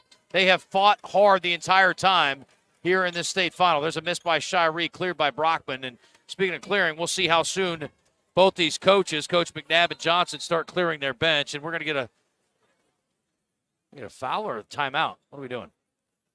Now, the shot clock didn't start. Should be 30 on the shot clock, so they're going to start it now. Let's not start having clock problems now. By the way, 30-point game, once it hits that mark, even though now it's under 30, they will run the clock. So this will bring this one to a little quicker end. Inside, Henderson, reach foul. I believe that'll be on Shiree.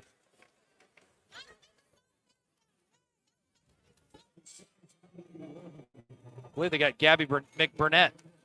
Gabby McBurnett. McBurnett? That's a heck of a name there. 5'9" junior.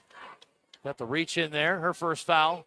And now it's two shots the rest of the way for Morrilton. They run the clock even during the free throws.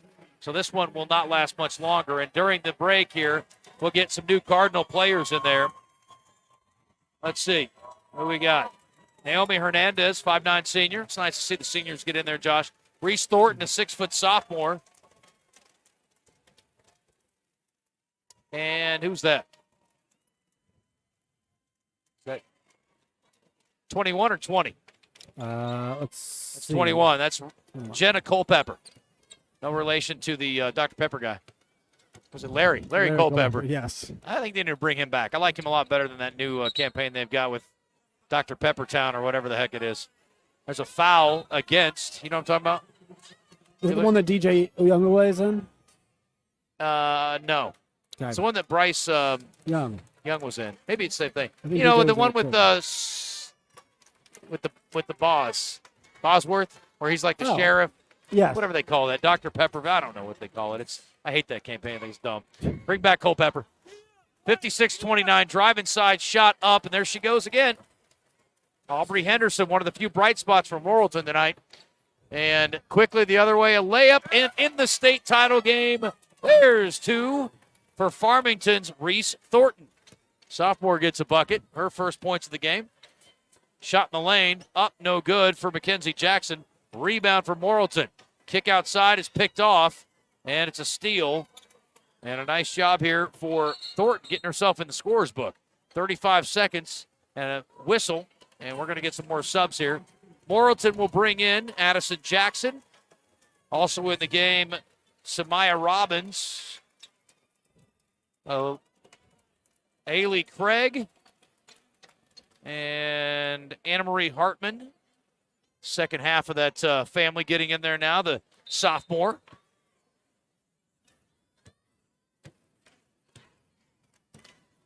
And Ambrielle Strickland. So that's all of our substitute. 23 seconds and no need for Farmington to shoot it. Fans are on their feet.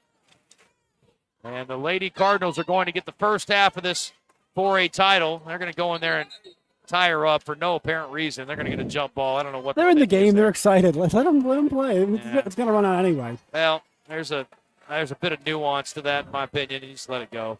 And there's an attempted half-court shot. That'll do it. Game's over. That's it. Farmington back to back for the Lady Cardinals. They win it again, and they do it in convincing fashion.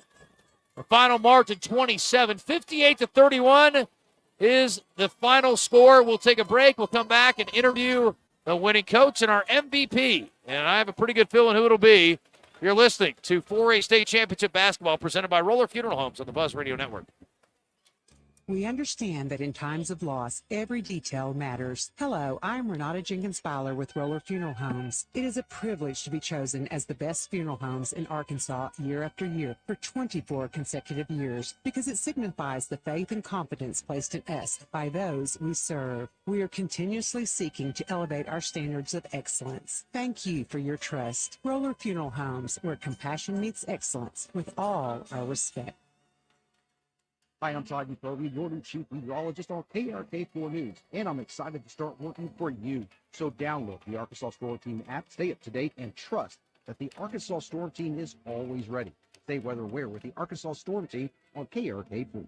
Arkansas golf legend John Daly joins the mayhem each week, brought to you by Genesis of Conway, the future of luxury today, and by Central Arkansas Truck and Trailer, family-owned and operated diesel and truck repair you can trust.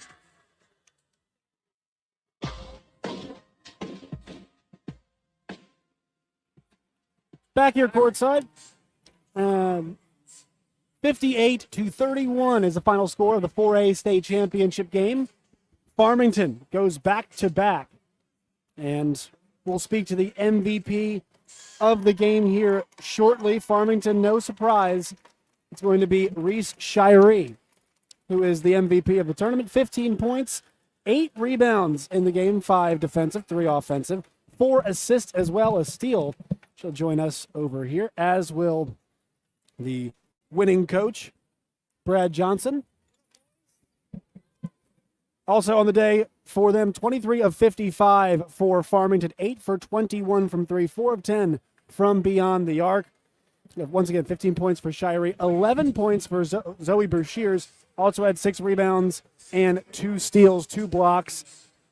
To go with that, Marin Adams, 11 points, 6 boards for her on the day. 9 points for Casey McCumber. Had a chance to get in double figures, not able to. 7 points for Jamira London. Also 3 points for Hannah Moss and 2 points for Reese Thornton. Really strong day for them in the turnovers category. They forced 16 of them, 6 for Morrilton. Excuse me, only 6 forced for Morrilton. Farmington points the paint 30-8. Second chance points 13-0. Fast breaks 14-2, and then bench 11-0 in favor of Farmington. By the way, 9 of 28, only 9 made baskets for Morrilton in the entire game. It was Aubrey Henderson who led the way with 10 points and 2 rebounds, as well as playing 31 minutes in the game. 8 points for Jennifer Hartman, also 7 rebounds and an assist. 6 points for Jonna Brockman, 5 points for Sophia Warmond, and then 2 points for Jessie Hutt. Once again, 9 of 28, 2 for 5 from 3. They were 11 of 14 from the line.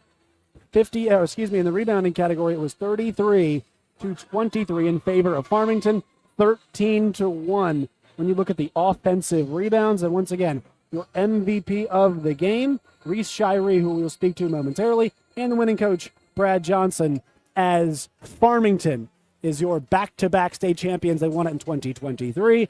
Resounding victory in 2024 rematch of a game that took place earlier in the playoffs. They won that one handily. They won this one handily as well. This team is celebrating out there at midcourt. One more game to go today. That's going to be Farmington boys in the 4A men's state championship game. They are going to take on the Little Rock Christian Warriors. And we've got Reese Shirey joining us over here at the table now. Congratulations, back-to-back state champions. Thank you. Relentless performance for you all defensively today. Where does that come from? I mean, you all played them before, got the better of them that time. Did you all just kind of keep that same game plan? Yeah, I'd say so. We always find ourselves back here, and I think it's a big stage, and we rise to the challenge every single time. Win or lose, it's just great. So, how hard was it to get your mind right when you beat a team that recently by that margin? You just about did it again today. I'm sure there was a lot of discussion from coach about, look, it can be a completely different game the next time around. How hard is it to take a team seriously that you just handled it, just a couple of weeks ago? It's challenging, but it's something we've done before. Morrilton's a great team. They're a great team. They know what they do, and they do it very well. But we made it about us, and this game was about us. That's how we got through it. 2020, 2023, 2024, we've got a trend going here. You're going to leave a pretty good legacy behind here, and how do you feel about next year? I mean, it's maybe too early to be asking about repeats again, maybe 3 in a row, but this team seems to have kind of the core group coming back to maybe do it again. What do you think?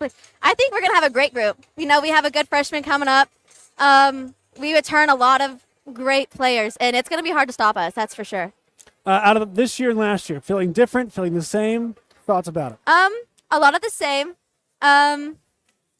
Good as a senior, though, to go out as a winner, right? As Yes, a senior sir. especially. Yes. There are some differences because, with every group, there's a whole different personality. And with this group, we were just so tight-knit. We call it a family. We were very tight-knit, and we just got along so well with each other. What's your plan next year? I'm going to play at Northeastern State University in Tahlequah, Oklahoma. Ball up there, I guess. I got you. So we'll be seeing you around Arkansas playing some schools, yeah? Yes, sir. Very good. Well, good luck to you. Thank Congratulations. you. Thank you so much. All right, very good. That is Reese Shirey, our MVP tonight. Very well done. And she'll be visiting with our friends next door. We're going to talk to Brad Johnson. It's really becoming, I don't know if we're quite to dynasty level, Josh, but it's obviously a conversation. 2023-24, I mean, you get 3 in 4 years. It's, pretty impressive. So Powerhouse. 3 in 5 years, I guess. Powerhouse is not a, for sure, that's safe. 100% a powerhouse. You talk about dynasty and just, winning programs. I mean, that's what Farmington is. And she makes a great point.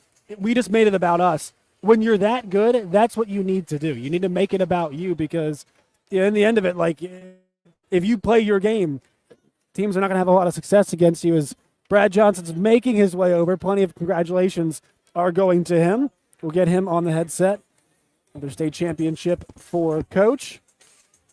Coach, let me ask you about, the repeat with Morrilton. And again, it's very rare where you meet a team like that close together. And you obviously dominated the first time around. What was the conversation with your players about, again, getting their minds right in a game where they just dominated? Well, Morrilton was 32-2 coming in. And, we talk all the time about the respect that we have for elite-level opponents. And Karen McNabb's one of the best coaches in the game. That was a phenomenal team. And, before we'd got them in the regional tournament, they'd won 29 in a row. So they didn't have to do anything to impress us. They had our full attention, and, it was really about coming here and trying to put on our best performance. We knew it was going to take that, and I thought our kids just came out and really executed and played with a high level of energy all night. 2023-24, building, are you going to use the D word soon? We're getting to dynasty level here. That's a tough word to use. What we try to do is just make each year stand on its own, but we've had really, really good kids for a long time, and this thing's been building, and it's a credit to the tradition that came long before me as a coach and long before any of these players got here. And, those kids work every single day to try to live up to that standard, and hopefully we'll continue to do that. Coach, I have to say, on defense, you all make every single shot. It's so hard. You make teams work so hard. Your conditioning's fantastic, and the benefit of having all that size, but it's athletic size. Yes. They move well on the perimeter, and it's just arms, legs, limbs all over the perimeter. Every pass is difficult. Well, and that's part of it. We're always going to try to contest every shot. We're going to try to contest every drive. For us, the winning formula is always trying to control the paint on both ends and then rebounding at a high level.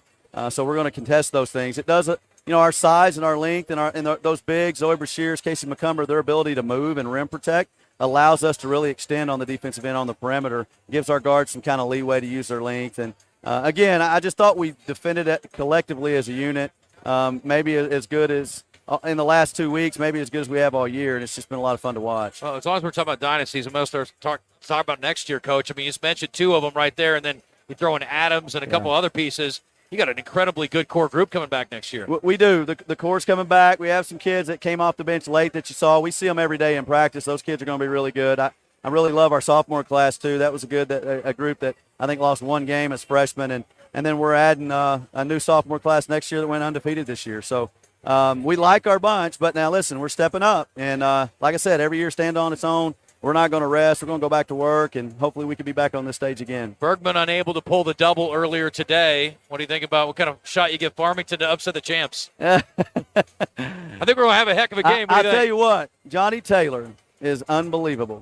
And his son, Lane Taylor, I've said this a bunch, he's one of my most favorite kids I've ever watched play the game at any level. Yeah. Those kids work really hard. They execute really well. I know Little Rock Christian's got a phenomenal team, but I'm not betting against the Cardinals. I can tell you that. I think it's going to be a classic. It's going to be big time, and we're pulling for them. And, hey, as much as they work, I love working alongside Johnny Taylor. I love watching his kids work, and it's going to thrill me to death for him to come out here and get this win for our entire community. Yeah, it's the first time in school history for our boys to be here, and, we want to pull the double tonight if we can. Well, they know you're great. I know they know he's great, too. You guys have two great coaches up there in Farmington. Congratulations, Coach, and go enjoy it. Thank you. I appreciate you All right, guys. very good. Thank you. It's Brad Johnson, championship number 1 secured for the Cardinals, and we'll see if the boys can follow suit coming up next. We'll take a break, come back with the next one, and it's going to be a good one. You don't want to go anywhere. 4A state championship basketball boys coming up next. Little Rock Christian, the defending champs, and this electrifying Farmington Cardinals team. They are waiting in the wings. We're about to get going here for pregame. You're listening to 4A state championship basketball. It is brought to you by our friends at Roller Funeral Homes on the Buzz Radio Network. Birch Tree Communities, providing care for individuals living with severe mental illness in their own supervised home environment. Their staff serves as a guide to members on their journey to independence in the community. If you have a client, friend, or loved one diagnosed with schizophrenia, schizoaffective, or bipolar disorder, and are in need of assisted residential care, please contact Birch Tree Communities Admissions Department or online at birchtree.org. Birch Tree Communities, a place called home. Find us at the end of a lot of long country roads, covering over 60% of the great state of Arkansas. Our 17 electric distribution cooperatives are working day and night to provide reliable, affordable power to over 500,000 homes, farms, and businesses, just like yours. The Electric Cooperatives of Arkansas, your local energy partners. I need a place that can print documents and I can have them notarized as well. You mean like Pro Copy in Hot Springs? Yeah, but a place that can take care of all my shipping needs too. Well, Pro Copy offers shipping for both FedEx and UPS and can even handle faxing and notarizing. Yeah, but somewhere I can use their services to print, email, and access the internet. You need Pro Copy in Hot Springs, next to Sutherland's on Albert Pike. They can handle all of your copying needs and so much more. Just call them at 501-624-2303. Wait, I got it. I'll go to Pro Copy. Arkansas State University, 3 Rivers.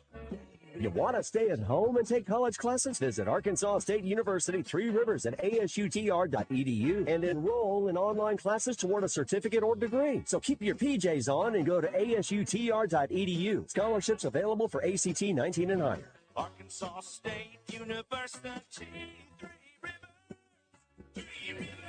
It's Pat Bradley for Alcoa Community Federal Credit Union, where their customers are always number one. Speaking about numbers, 6% APY is still available at Alcoa. Earn up to 6% interest on your checking account balances for doing the things you already do, like using your debit card and direct deposit. You can also get your ATM fees waived. Apply today for your free Kasasa checking account and earn up to 6% APY at alcoacommunityfcu.org. Alcoa Community Federal Credit Union, serving Saline, Grant, Garland, Hot Spring, and Perry counties. Tune in to Out of Bounds each Monday for Weekend Recap, brought to you by Fleet Management Services. Serving Central Arkansas for over 20 years, they're your small to mid-sized fleet specialists, offering diagnostic, suspension, tires, maintenance, engine, transmission repair, and much more. When you need someone to service your fleet and get your employees back on the road quick, call 501-375-3672, conveniently located at 901 East 8th Street in downtown Little Rock. This time of year, all eyes turn to Bank OZK Arena for the pinnacle of high school basketball matchups in the state of Arkansas. Intercepted, taken by Foster. Going right side, that's out the Sill. Sill's in the lane. This time he flipped it home. Here comes Clark away with the basketball. Quickly the other way, driving to the basket. And a slam dunk. Going on a beautiful feed. Those matchups begin now. Right there to pick it back up. Shooting. He lost the handle on. Here comes Reeves. Reeves is going to push it home from the right side. Welcome to the 2024 High School Basketball State Championships, presented by Roller Funeral Homes. Today's game is also brought to you by Arkansas State University, Three Rivers and Malvern, Birch Street Communities, the Electric Cooperatives of Arkansas, and Pro Copy and Mail. Ball batted away. Here comes Easton the other way. Driving to the bucket with the left hand. Lays it up and in. 8-point lead. Today's 4A boys game features the Farmington Cardinals and the Little Rock Christian Academy Warriors. Now, let's join our broadcast team. Here is Wes Moore and Josh Neighbors. All right, 3 down, 1 to go on day number 1 of the 2024 Arkansas High School Basketball State Championships, presented by Roller Funeral Homes, right here on the Buzz Radio Network. I am Josh Neighbors.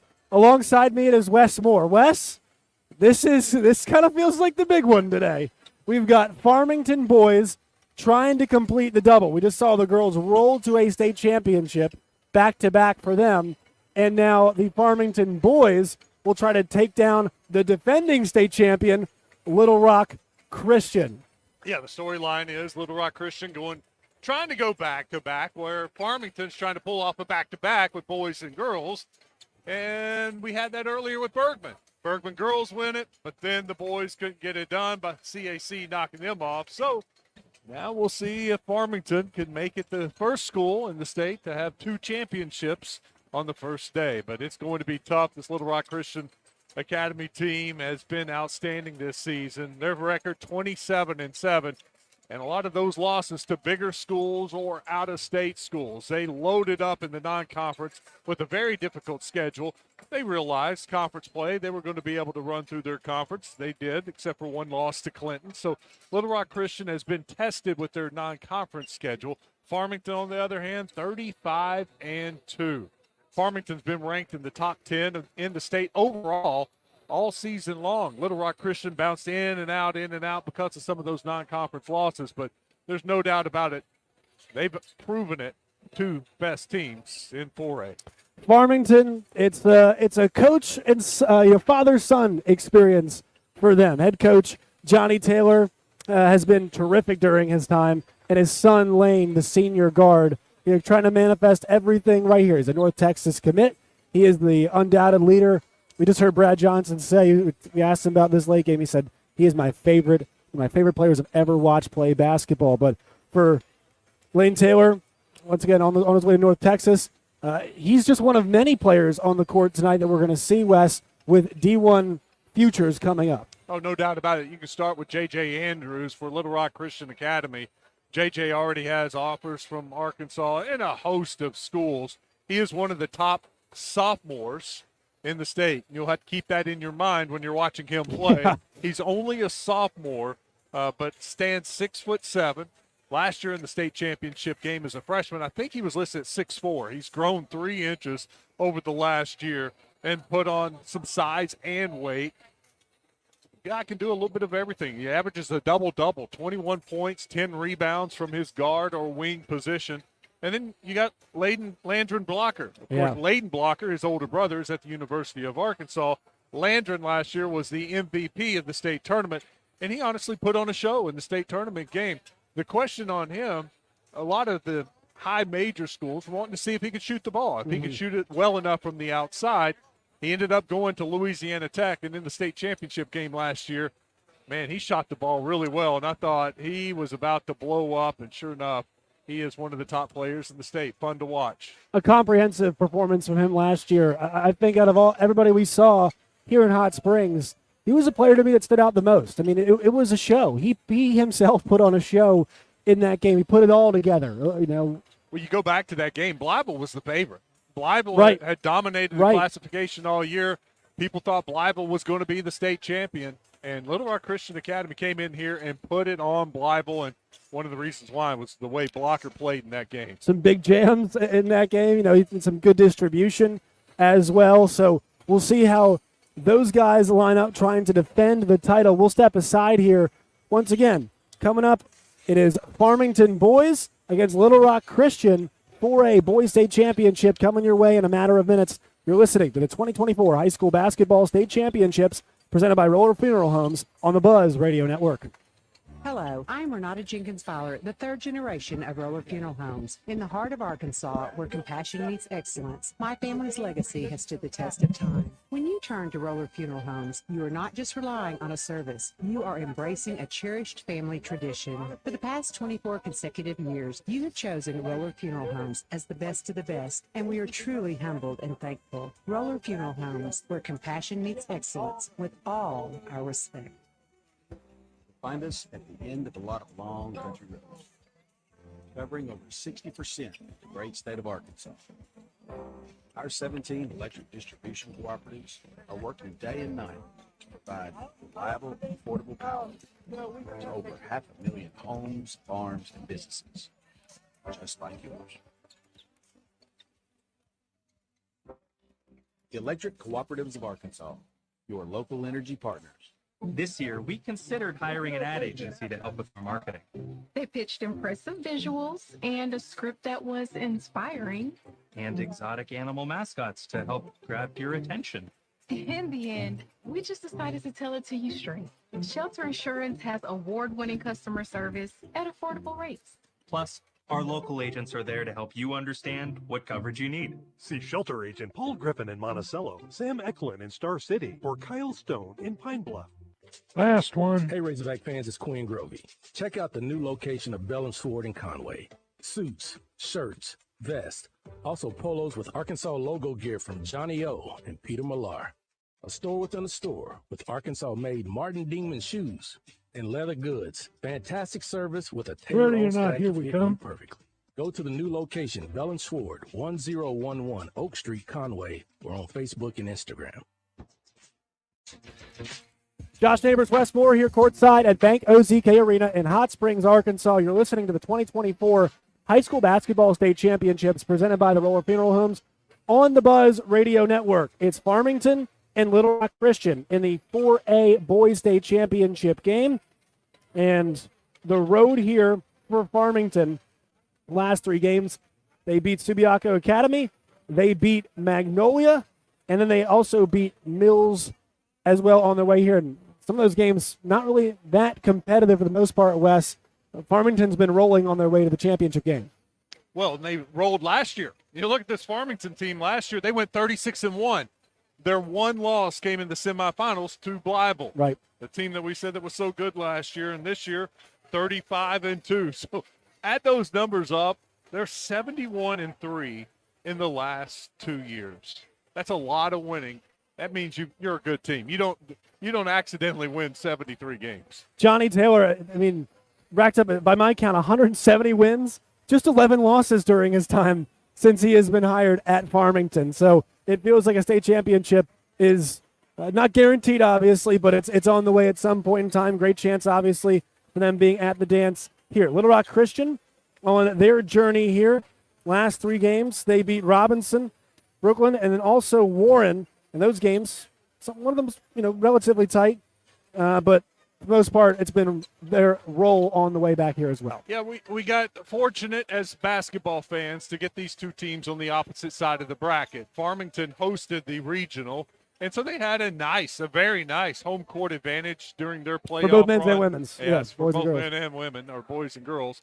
But Little Rock Christian came from the other side of the bracket, took care of Warren. Not too many problems in that game. I think it's one of those cases, a scenario where the two best teams throughout the season have made it to Hot Springs, and we're going to find out tonight who the best team in 4A is. That's what we always want to see. We had 3A earlier today.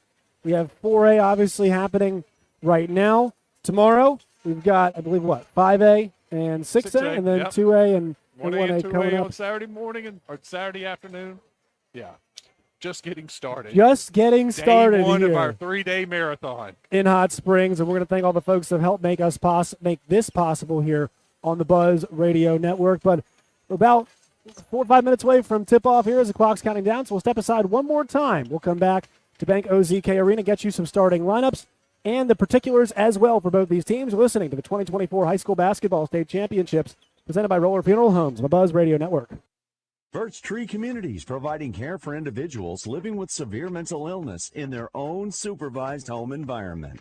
Their staff serves as a guide to members on their journey to independence in the community. If you have a client, friend, or loved one diagnosed with schizophrenia, schizoaffective, or bipolar disorder, and are in need of assisted residential care, please contact Birch Tree Communities Admissions Department or online at birchtree.org. Birch Tree Communities, a place called home. RJ Hawk here with Chris Roberts from Southern Bank. And Chris, we've talked so much about that hometown feel and what it's like at Southern Bank. But if you're a commercial investor, they need to come talk to you. We're involved with a lot of customers that have projects across the United States. Those projects can be some of the biggest projects you would see in your communities. So really, there's no project that's too large for us to look at. If somebody's interested in learning more about what Southern Bank can do for their commercial investments, how do they get in touch with you? You just pick up the phone and call me at 501-424-0900. Just love to talk to you about your project, see what you've got going on, and see how we can be a help to you. And you talk about being a help. You really invest into your commercial investors by helping them through the process, looking at things to look out for along the way. I like to think we can throw things off of each other, listen to different viewpoints, and come to the best decision. If you want to learn more, go online, bankwithsouthern.com, or call Chris, 424-0900, Equal Housing Lender, member FDIC.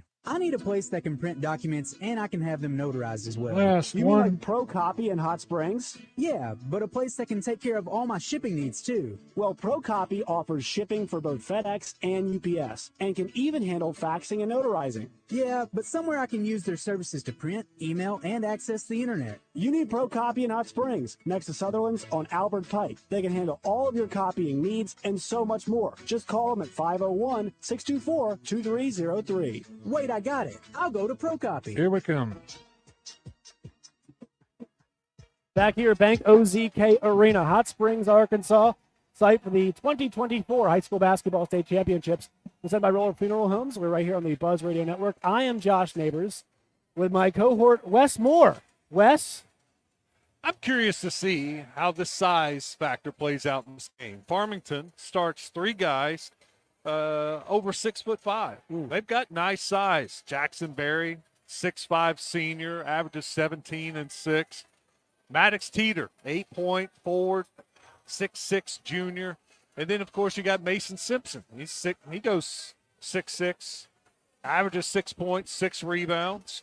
And then for Little Rock Christian Academy, you got Landon Blocker at 6'6" and J.J. Andrews at 6'7".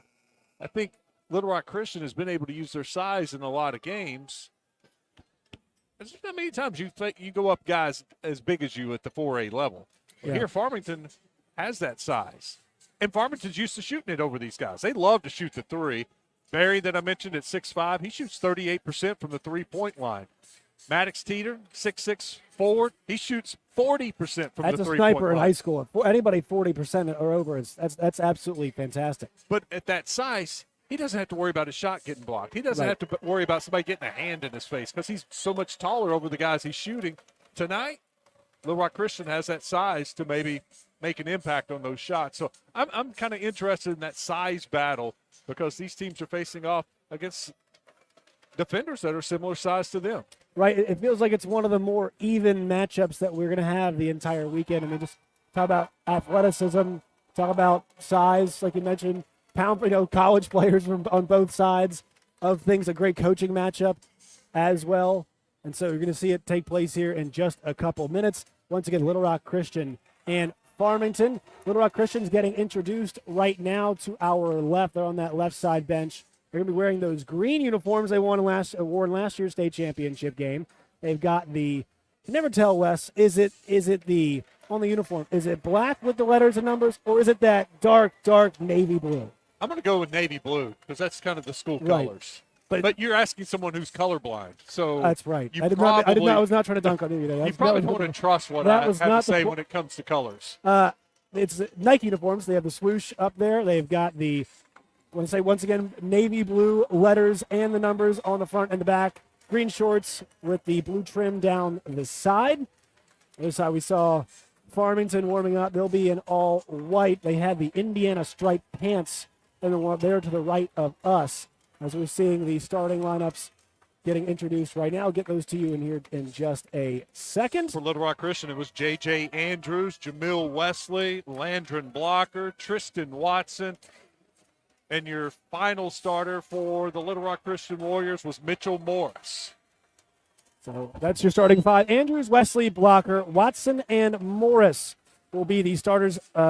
Couple, some seniors out there, obviously. They've got two seniors, a pair of sophomores, and a junior. Now we're seeing Farmington once again in those white uniforms, red numbers. It says Cards across the front for them. Also, the numbers are in red as well. The uniforms are trimmed in a nice checkerboard designed on the side, very much reminiscent of what Louisville has on their uniforms. I like their warm-ups, too. Kind of old school, like Indiana Hoosiers. with the pants, Louisville with the uniforms, and especially with the Cards and the white, red, and black kind of all the way across. It does make you think of that. Once again, our coaching matchup, head coach Johnny Taylor for Farmington, head coach Kyle Pennington for Little Rock Christian. Your officials tonight, Tommy Kraft, Colby Berna, and Michael Van Jr. will be your officials. Your starters for Farmington, number 0, Jackson Berry. We discussed him, a forward that goes 6'5", averages 17 points and 6 rebounds. Maddox Teeter, a 6'6" forward. He's a junior. Mason Simpson, 6'6" senior. Cameron Crispin, a guard at 5'9", and then Lane Taylor, 25 points, 5 rebounds, 7 assists. The 5'11" guard is a senior. All right, Cards working right to left across your radio dial. Little Rock Christian left to right. They control the tip, and things will be set up by Tristan Watson. Underway here, 4A state championship. Josh Neighbors, Wes Moore calling the action for you here on the Buzz Radio Network. Farmington coming out in the zone. Very methodical, getting things going. Watson's back up top now, works at left wing. It's in the corner. 3 is up. 3 is off the mark. That one's from Andrews. Rebound corralled by Maddox Teeter. And so now operating into the front court is Jackson Berry. Up top with Cameron Crispin. Right side now. Good drive below the basket. Great defense, though, getting out left wing now. 17 on the shot clock. Crispin tries to operate inside, throws it all the way back out. And they'll operate top of the key. Lane Taylor's got it now. Barking out signals. Taylor, the North Texas commit. Blocker all over him. Deep 3 with 3 on the shot clock. That one's off the mark. Rebound is collected by Jamil Wesley. And so no score, a minute in. Wesley, a 3. That one's off the backboard. Rebound, though, collected by J.J. Andrews. He goes back out to the perimeter. Ball moving around now. Right wing 3. That one's good. It's a 3 from Tristan Watson, and the Warriors open up the scoring with a triple. 3 shot attempts, yep. 3 3-point attempts for Little Rock Christian. Some soft coverage there on the wing. Now, left side, it's Maddox Teeter. He gets it back up top to Lane Taylor. Get him in different situations. Nice shot fake corner now. Right side three. That one's between the rim and the backboard. Corralled by Wesley. And here goes the Warriors in transition. Wesley, good move, drives the rim, lays it up. That one's off the mark. Follow, though, a beautiful rebound and finish. That one's Blocker soaring through the air, finding the board and finding the deuce. If Blocker didn't have a little contact with the body, he may have stuffed that one. He was up above the rim, but a little contact down low. No foul was called. He just had to kind of lay it in, tip it in. 5-0 advantage so far. Ball being swung around the outside. A deep three. That one's way right. I couldn't tell it was a pass or a shot. That was an alley-oop. Yeah, but it was an alley-oop. They're looking for Jackson Berry, who caught it. Looked like his shot got blocked. I think it was Andrews. I got to see a replay on that. Maybe it was just fortunate it ended up right in the Berry's hands going to the basket, so it appeared to be an alley-oop, but maybe he did shoot it and it was just partially blocked and just got a little lucky and ended up with Berry, but no points still for Farmington. Andrews has it now top. He works into the corner. Blocker's got it short corner, working against what looks like a zone. They drop down now. Andrews looks at a three up top. That one's long. Rebound, though, goes to Blocker. Blocker tries to throw it inside. It's tipped away. But Little Rock Christian collects and resets the offense. 5-13 and counting. 5-0 advantage for Little Rock Christian. Defending champions go into work. Wesley works against Taylor. Corner now. Trying to dump it back inside. Blocker's got it. Spins. Up an easy layup. The way he elevated West, he soared above the entire defense. Gives the 7-0 advantage to the Warriors. He spun over his right shoulder and just exploded through the air, and he was 3 feet above any other hands and just laid it in. That zone meant to keep people out of the paint, but Little Rock Christian having no problems. Lane Taylor, a three. That one's off. Blocker's got it in transition. Looking up ahead. He finds Watson. Watson now throws it over. A three from Wesley, top of the key. That one trickles up, trickles in off the rim. It's 10-0 Little Rock Christian. Timeout Farmington, 4:31 to go. The Warriors off to a red-hot start. Front of the rim, backboard in. Shooter's touch, 10-0 Little Rock Christian. Hitting a couple of threes, getting the inside buckets from Blocker. Right now they're rolling and feeling good, and Farmington can't get a shot to fall. They've attempted a couple of three-pointers, and nothing has happened. Deep threes, though, for Taylor, making it difficult on Taylor. Nothing's going to come easy. You know who it is. You've got to stop Taylor. You got to stop Berry. If the complimentary guys beat you, then so be it. But you cannot let Taylor win the game for Farmington. Yep, he's going to be the guy tonight. And I'll tell you what, Wes, looks like a little bit of a zone look that we're seeing from Farmington. It gives up threes. They've hit some, but also they gave up an easy shot to Blocker, and also they're not rebounding. Well, rebounding. You know, when you play a zone, the hardest thing to do is rebound. And Little Rock Christian is hitting the boards, and I think they already have 3 offensive rebounds in the first 3.5 minutes of the game. Substitution here. Corliss Williamson Jr. has checked into the game, a 6'3 guard, as Taylor works it up now. 10-0 advantage with 4:20 and counting left to go here in the first quarter. I asked Coach Pennington earlier this week on the radio who was going to guard Taylor, and he said, we're going to shift off. We're just going to keep throwing fresh bodies at him. That's what you have to do. Seen a variety of guys already check Taylor. Now up top, it's with Chrisman. Chrisman is being harassed by Jameel Wesley. Drive in from Taylor. He gets the right-handed layup. A nice move there. Little backdoor cut. They were overplaying on him, so he faked like he was going in and cut back. And Blocker rumbles into the paint. He's going to get a blocking call. It looked like that could have been a charge, but it's going to be a block, and Jackson Berry in 0 and white were the worst of that. He got hit on the shin. He was grabbing his leg, wincing in pain when he got up. And I think that should take us to the media timeout. It will. Our score is 10-2. Little Rock Christian leads Farmington. You're listening to the 2024 High School Basketball State Championships presented by the Roller Funeral Homes on the Buzz Radio Network.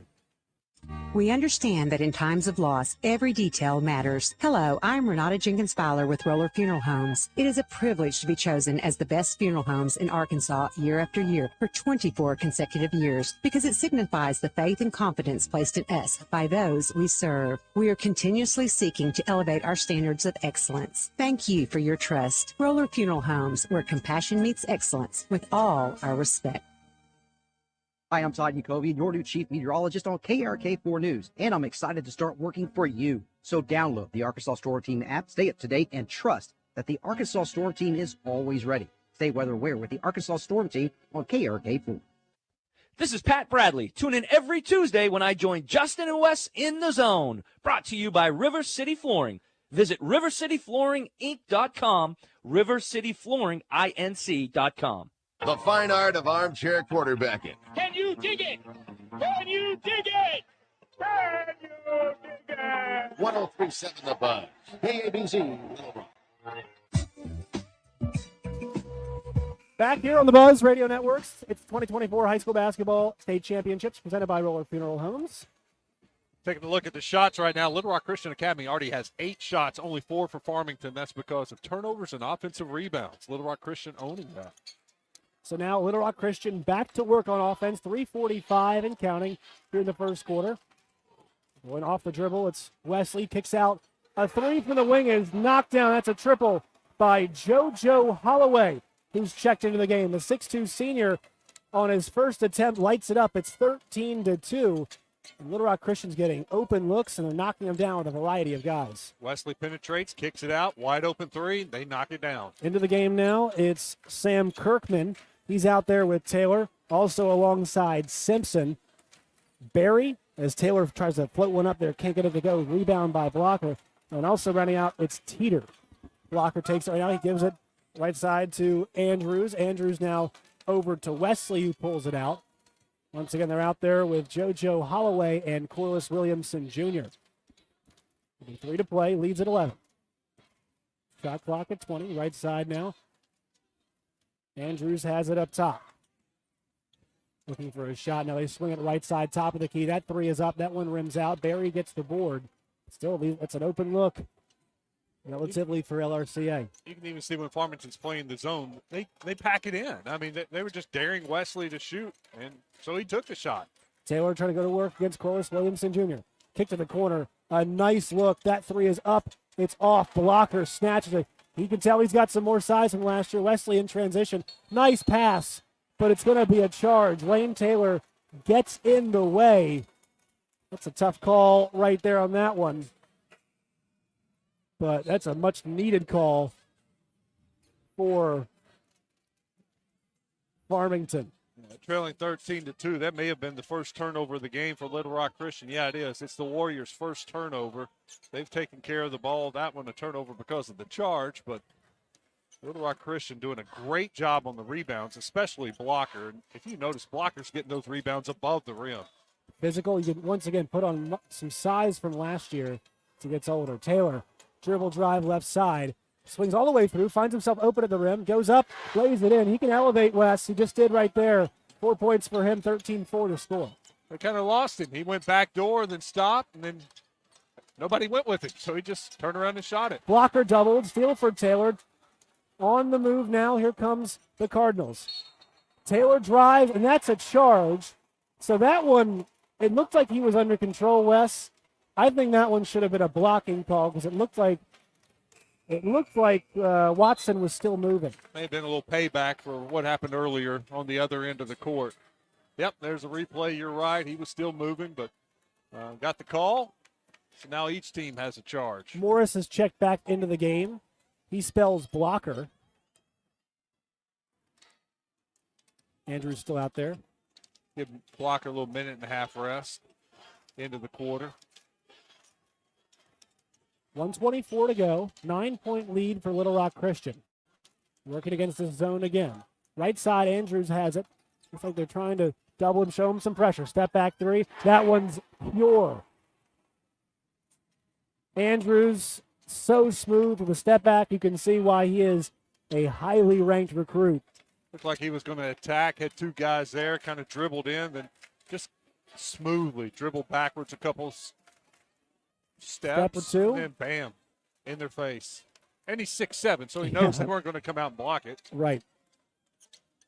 Taylor a 3. That one's short. I think that was partially blocked. They're going to say it was partially blocked, so out of bounds. It's going to remain here.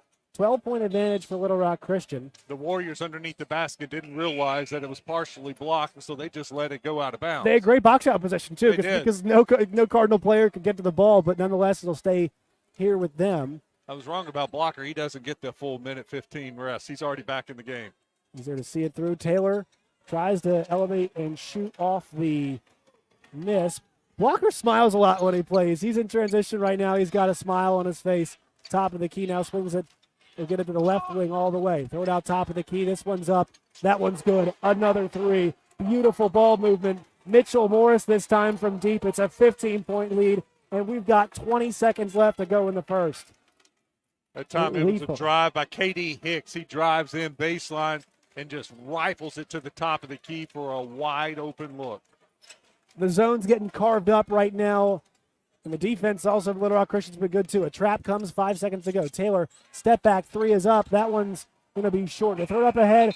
Buzzer sounds, and so at the end of the first quarter, the Little Rock Christian Warriors are up 15 points on their quest to repeat as state champions. Farmington got 15-point hole. We'll see if they can climb out of it as the second quarter begins when we come back. You're listening to the 2024 High School Basketball State Championships presented by Roller Funeral Homes on the Buzz Radio Network. Arkansas State University, Three Rivers. Want to go to college but don't know the first thing to do? Check out Arkansas State University Three Rivers. They'll help you relieve that fear and show you how easy enrolling in college can be. Visit asutr.edu and apply online today. Scholarships available for ACT 19 and higher. Arkansas State University. Listen to Out of Bounds every day to hear about what's trending on social media and whether listeners agree or disagree. Engaging conversations about engaging topics. Sponsored by Arkansas-based West Rock Coffee. Join West Rock and their 1.5 million coffee farmers around the globe as they fuel Arkansans with great tasting coffee, tea, and water delivered directly to your business. Contact them at westrockcoffee.com or 833-886-JAVA. That's 833-886-5282. Call today. Pro Copy in Hot Springs, next to Sutherland's on Albert Pike. Copy, print, ship, fax, and notary. That's Pro Copy in mail. The dulcet tones of Westmore. I am Josh Neighbors here. It is the 4A state championship for the boys. Wing three here is up, and that's good. A big triple, the first one of the day. It's Mason Simpson from the right corner, and that makes the lead just 12 now for Little Rock Christian. Layden Blocker's got it up front. Landrum Blocker, excuse me. That three is off the mark. Great rebound, though. It's tipped away. Ball bouncing around. Wesley saves it. And Little Rock Christian, with some great hustle, some active hands, keeps the possession alive. That'll count as another offensive rebound. And a fresh 35 to go to work. Blocker spins the baseline into a double team. Throws it out to the corner. That ball is moving around right now. Top of the key three. That one's up and in. A triple for Jameel Wesley. That's the sixth three of the game for Little Rock Christian. Wesley talking to him as they went back down the court. Plenty of reason to right now. All things are clicking. It's a 15-point lead for Little Rock Christian. Pick comes. Taylor refuses it, drives, throws it out, top of the key. Cedar trying to drive now. Great defense from the Cards. 10 to go on the shot clock. It's going to be Lane Taylor. 5 to go. Step up three. That one's short. Rebound, though. Jackson Beebe, right place, right time. We get it to get a 13-point lead and a travel on the other end. Little Rock Christian trying to beat the zone, even setting up. Looked like he mishandled the ball, though, so travel called.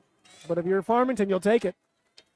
One of the few turnovers. I think now that's 2 turnovers for Little Rock Christian Academy, playing very, very well. 6:34 and counting to go. 22-9. Little Rock Christian leads in search of back-to-back state championships. Taylor drives all the way to the rim. Great defense, but what a controlled move from Lane Taylor. He puts it in. Taylor's got some nice shoulders on him and creates a little bit of space, just enough to get that shot off. Good handle as well. And so now Andrews goes to work, left side against his own, throws it up top. Shot fake now, probing is Jameel Wesley. Swung around now, right side, it's Trey Howard who's into the game. Wesley up top, that's a three, it's off. Tipped around, Blocker's got it, but a foul is called. Beebe got his hand, Jackson Berry got his hand in and fouled Blocker. An offensive rebound again going the way of LRCA. 5:54 and counting. Andrews has it left wing now, directing traffic. Wesley has the top of the key, trying to extend this zone. They throw right inside to Andrews. Andrews to Blocker, tips off of the hands of Blocker, and it'll be out of bounds. So a chance to cut this lead inside of 10. Blocker was pointing up in the air like he wanted that pass up high. Andrews, you saw moving the perimeter to that short corner spot, the two short corner spots. Now Farmington operates. Taylor floats, misses. Andrews throws up ahead. Blocker goes to the rim, throws it down. A monster jam from Landry Blocker. And you knew he had that potential once he was running west. It was headed one way. Yeah, and all of a sudden, Coach looks up, Johnny Taylor, and he's yelling at his guys, you got to get back. Somebody's got to get back. Taylor with the left hand responds, 24-13 now. So Lane Taylor starting to go to work, attacking that rim. No, he's being smart about it. They're not giving him the three, taking it away from him, playing him so tight. So what's he do? He's driving, cutting to the basket. So Simpson will pick up a foul there. 4:55 to go. Little Rock Christian will inbound it underneath. Right now, one team foul on Farmington. And none on Little Rock Christian. Wesley has it topside. Jabs, drives, goes to work, floats, and finishes with the left hand. Jamil Wesley goes to work on Sam Kirkman and finishes the job. Right now, there's no answer for that offense from Little Rock Christian. You mentioned the foul count. They're letting them play. Lane Taylor. Nasty move. A long two, 23-15. Andrews has it now. He resets left wing. That one's long. Rebounded by Maddox Teeter. And so Taylor back in transition, looking for some help. Finds it in the corner. A three is up. A three is long, but rebounded. Back to Taylor. He gets the top of the key. Shot fake, throws it out wide, but that pass was wayward, and Lane Taylor is upset with himself. Everything was good except for the pass there. Yeah, he just looked at his teammate and said, my bad. That's my fault. So 4:09 and counting. Little Rock Christian going to work with an 11-point lead, 26-15, here in the second quarter of this 4A Boys State Championship game. Wesley had it top, thought about a three. Now right corner, starting to run up more a bit out at the threes. Wesley's got it again, throws it left corner. Williamson Jr., that pass is picked off. Up ahead, they've got a man. They throw it up ahead. Lays it up, lays it in. Nice work by Sam Kirkman. You know you have to be fast in transition, Wes, because the lads are coming for you. Blocker was coming, and he was about to swat it out of the air, but he realized it was going to be goaltending, so he thought thought twice about it.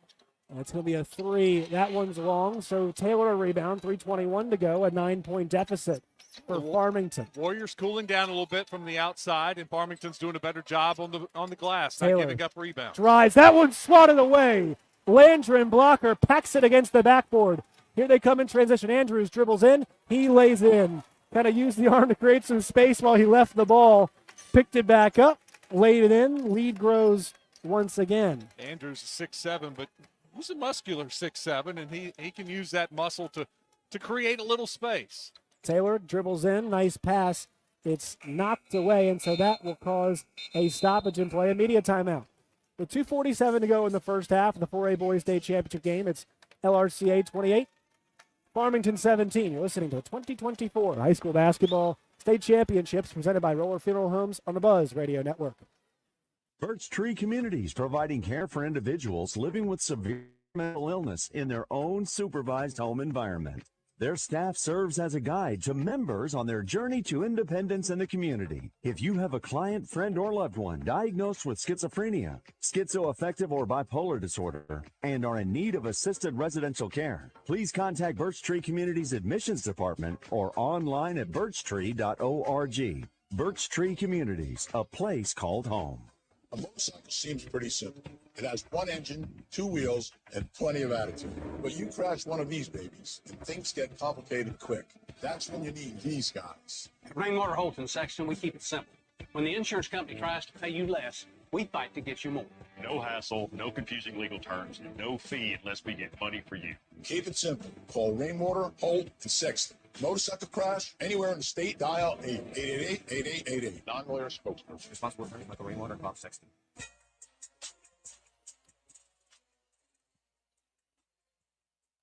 Next time you're in the Spa City, book a room at Hotel Hot Springs and look for the opening of Koi's coming this spring. HotelHotSprings.org. Once Good again, hotel, too. That's where we're staying. Yeah, I'm really jealous. I'm not able to stay with you all due to Morning Mayhem and then also the Gwatney Buick, Gwatney GMC, Gwatney Chevrolet postgame show. Last one at Walk-Ons on Saturday, Wes. Yes. For the Alabama and Arkansas game. Should be on about 1:45. Yeah. And you've got the night games as well, too. I've got 6 and 7:45 that night, so we'll be back. We'll be back here in Hot Springs for the 2A games. We'll just miss out on the 1A games. You know, I'll say this. Farmington is down by 11 right now, but it could be worse. They're only 1 of 8 from the three-point line. This is a three-point shooting team as they turn it over once again. Blocker, he's got it on the move. Drives, lays it up. It's so silky smooth. Ripped high with the right hand and then finish it off and hit the glass. A 13-point lead. I mean, it's important. This is a critical time every single game, Wes. A lot of these games are actually decided in the last 4 minutes of the first half, in my opinion. Taylor drives. He gets in there. That one just trickles around the rim, and it falls in Jackson Berry. But you see it all the time. You know, this is where, hey, is it a 10-point game at halftime? Or is it a 17-point game at halftime? Is it a 9-point game, 8-point game? Is it a 15-point game? We just saw it with the Farmington girls. Yes. It was a 4-point game, and all of a sudden they go on a 16-0 run at the end of the first half, and it was a 20-point game at the half. So a critical 2:12 left to go. It's a 13-point advantage for Little Rock Christian. Andrews gets it in the post, spins back to the middle, lays it up. That one somehow didn't go down. Farmington gets the board. It's going to be Taylor moving the other way, driving to the rim. Nice move by Jackson Berry. Used a little bit of that size to get downhill and lay it up. Jackson Berry goes up against J.J. Andrews, puts a shoulder into the body, attacks the body, goes up with it, gets the basket. Balance attack. That one's tipped in the entry pass. Andrews underneath the paint, lays it up, lays it in. The hoop and the harm. J.J. Andrews, and that was really smooth, West, because he got around the defender. Pump faked, felt a little bit of contact from behind. It wasn't a ton, but acted like it wasn't there at all, and easy N1 opportunity. He hesitated just a little bit, let everybody fly by, gets hit from behind, and still strong enough to finish. Free throw is in. His understanding of time and spacing is what seems to be impressive. I know he's got the frame and athleticism, but he's pretty fluid, too. Leads at 14 now. So scoring happening. Here, Barry, step back three. That one's off the mark. Blocker clears it. Tough shot there. Wesley the other way. Right side of Andrews. Andrews feeds it to Blocker. And whenever he does, he goes right to that elbow spot. Wesley throws it out. It gets tipped. Corner three is on the way. That one's long. Rebounded by Teeter for Farmington. Once again, attack the zone in the middle. Kick it out. Wide open three. Little Rock Christian cooling down a little bit from the three-point line, now 6 of 15. 1 minute to go in the half. 14-point advantage for Little Rock Christian. Taylor drives, throws it out. Thought about a three. Taylor's got it again. Trying to operate. He does such a good job. He's trying now, though. 10 seconds left. Corliss Williamson Jr. with some good defense. Good drive. And the finish there. A pass fake in the middle of his move. They're going to say it was a travel. Oh, no. Sorry, I saw the Farmington players going towards the bench, thought they were being told to go the other way. But that was a pass fake in the middle of a move right there, Wes, that we saw. Kind of almost in between steps. Gathered himself and finished, Taylor did. Very crafty. And when you're 5'11", you have to be. Right. To get your shot off, you got to find a way to get a little bit of space. And that's what he does. It's head fakes. It's fake passes. It's just finding enough space to get that shot off. And you have to have the handle, too, right? The handle has to be there to make sure everything's tight and as fast as it can be for you when you have that disadvantage. So we've got 33 seconds to go. Shot clock's at 24, so it's about a 4-second difference, 5-second difference right now. Andrews has it right side. They lead by 11. Give it up to Wesley. Dribbling at 20 to go, 15, 14, 13 right now on the shot clock. 10 on the shot clock now. Corliss Williamson Jr. has the top of the key. Farmington action trying to get somebody open. Williamson Jr.'s got it. Wesley, a three. That one's down. Wesley hits another three. 4 to go. Taylor's got it. He's got to get a shot up. Fires from the left side, the right side rather. That one's off the mark. A big three at the end of the half. Little Rock Christian leads at the break 36-22 over Farmington. We'll come back with the second half stats. That'll be coming up here on the halftime show. You're listening. Conversations happening here with the referees. They just want Farmington to go into the locker room first because they both exit out the same area. So they're just letting Farmington get out of the way, and then the Warriors will go through. Just wanted to make sure we didn't have anything else we had to settle before we went to the half. You're listening to the 2024 High School Basketball State Championships presented by Roller Funeral Homes on the Buzz Radio Network.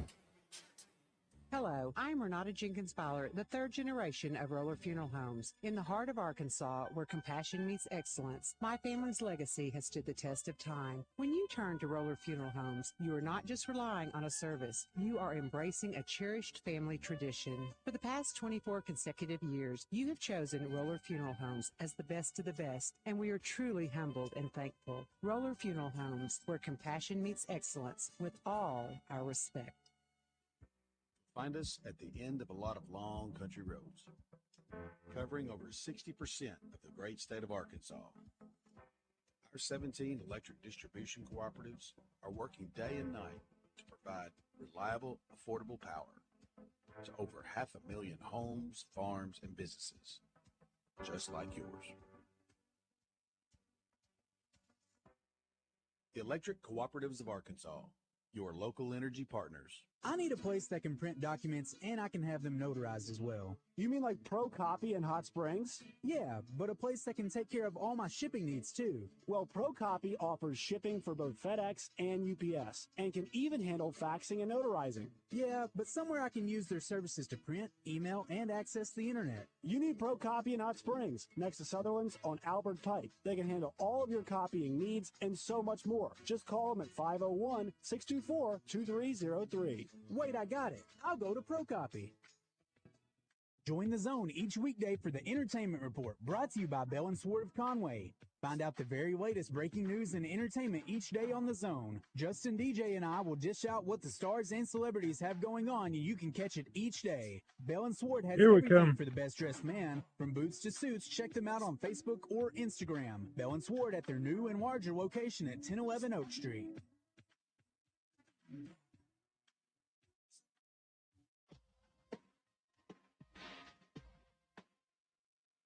It's halftime of the 4A Boys State Championship game. Little Rock Christian Academy leads Farmington 36-22. I'm Wes Moore. Glad you're with us at Banco ZK Arena.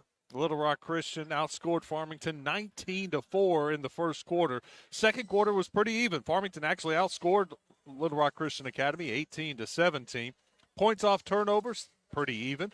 Points in the paint, even. Second chance points, though. Little Rock Christian Academy, 10-2 advantage over Farmington. That's because the Warriors have 5 offensive rebounds. Fast break points, pretty even.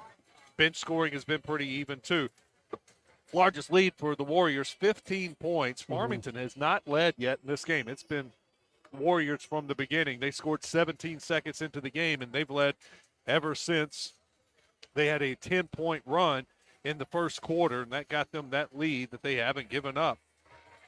Shooting-wise, it's been a struggle for Farmington. They are 1 of 10 from the three-point line. This is what they do. Farmington shoots the three, and Little Rock Christian has taken it away. 1 of 10 from the three-point line. That was made by Mason Simpson. Lane Taylor is 0 for 5 from the three-point line. Both teams has gone to the free throw line one time. Both teams made that one free throw. The Warriors, 7 of 16 from the three-point line. They started red hot. They were 5 of 9 in the first quarter from the three-point line. Second quarter, just 2 of 7. Not that that's a bad number, but after starting off red hot, they came back to earth in the second quarter. Rebounds, Little Rock Christian has the edge, 16-10. 8 fouls called in the first half, 2 on Little Rock Christian, 6 on Farmington. We'll take a look at some individual scores when we come back. Stick around. This is the 2024 High School Basketball State Championships presented by Roller Funeral Homes on the Buzz Radio Network. Arkansas State University, Three Rivers. You want to stay at home and take college classes? Visit Arkansas State University 3 Rivers at asutr.edu and enroll in online classes toward a certificate or degree. So keep your PJs on and go to asutr.edu. Scholarships available for ACT 19 and higher. Arkansas State University. RJ Hawk here with Chris Roberts from Southern Bank. And Chris, you know, we've talked so much about that hometown feel and what it's like at Southern Bank. But if you're a commercial investor, they need to come talk to you. We're involved with a lot of customers that have projects across the United States. Those projects can be some of the biggest projects you would see in your communities. So really, there's no project that's too large for us to look at. If somebody's interested in learning more about what Southern Bank can do for their commercial investments, how do they get in touch with you? You just pick up the phone and call me at 501-424-0900. Just love to talk to you about your project, see what you've got going on, and see how we can be a help to you. And you talk about being a help. You really invest into your commercial investors by helping them through the process, looking at things to look out for along the way. I like to think we can throw things off of each other, listen to different viewpoints, and come to the best decision. If you want to learn more, go online, bankwithsouthern.com, or call Chris, 424-0900, Equal Housing Lender, member FDIC. What's up, everyone? It's Christian Weaver for The Zone. On Friday, it'll be another short All right, show you as two the chow Buzzards hounds. join Arkansas High School Last Basketball one. State Championships, which start at 12. 18 In the seconds. first hour, Nancy Holtis will join us to talk about the horse racing down at Oakwan, thanks to Craig Barbecue. Then in the second hour, Tom Murphy will come on and talk all things Arkansas sports. It's all that and much more Friday in The Zone, where sports and entertainment come crashing together.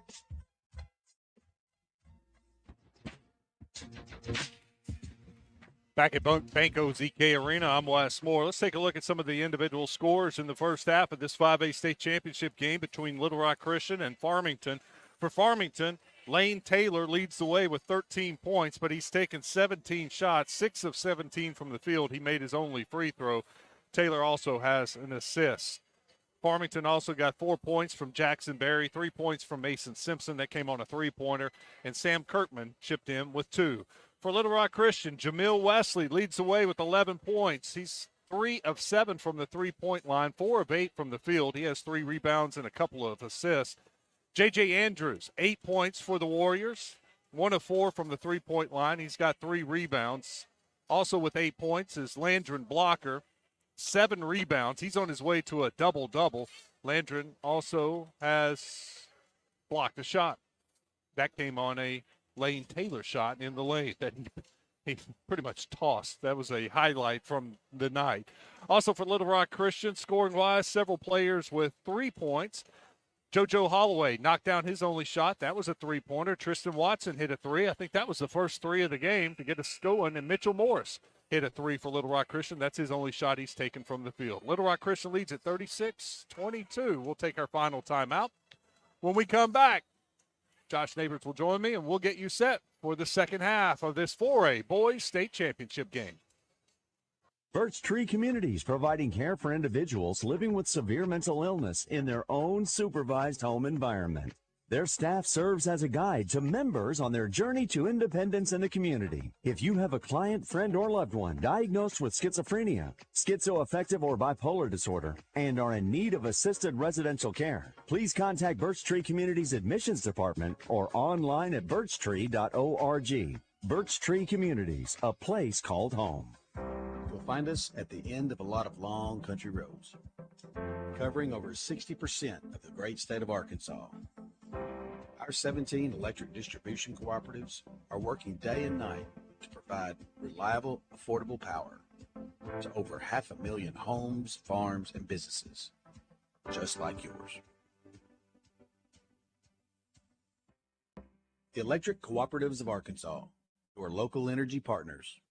Get a great deal on making the most of every property with Kubota commercial landscape equipment. From mowers to track loaders to utility vehicles, it's a lineup built to uphold your reputation.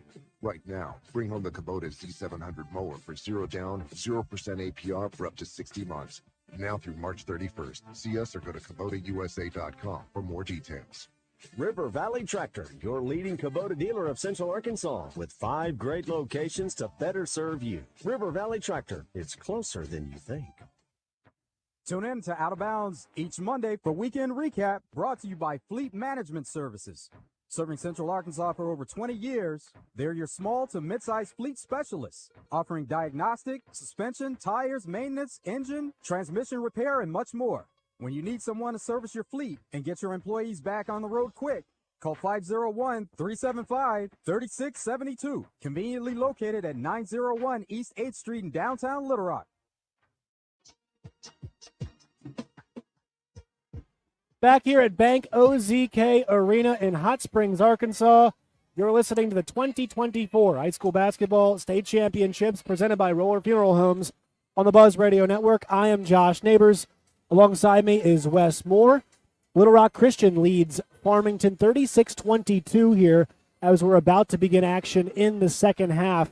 The fourth game of the day here at the state championships. We had 3A girls and 3A boys earlier on in the day. Bergman getting the job done for the 3A girls. Then the 3A boys, Bergman tried, but it was CAC getting the state championship there. And 4A Farmington gets their state championship, a back-to-back for them 3 and 5 years. And now the Farmington boys find themselves in a 14-point hole trying to get their first state championship and stop the Little Rock Christian Warriors from going back-to-back west. So a whole lot on the line here. Next couple of minutes will be big for Farmington. Yep. They need to get off to a good start here in the second half. They're trailing by 14. Last thing you want to see is Little Rock Christian outscore you, and all of a sudden it's a 20-point game.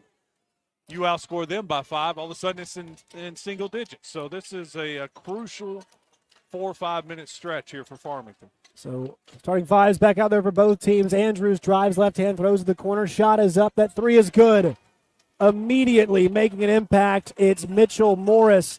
His triple finds the bottom of the net. He's got 2 today. It's a 17-point advantage, the largest of the game. Yeah, Andrews drives to the basket, kicks out, wide open 3-point attempt, and they knock it down.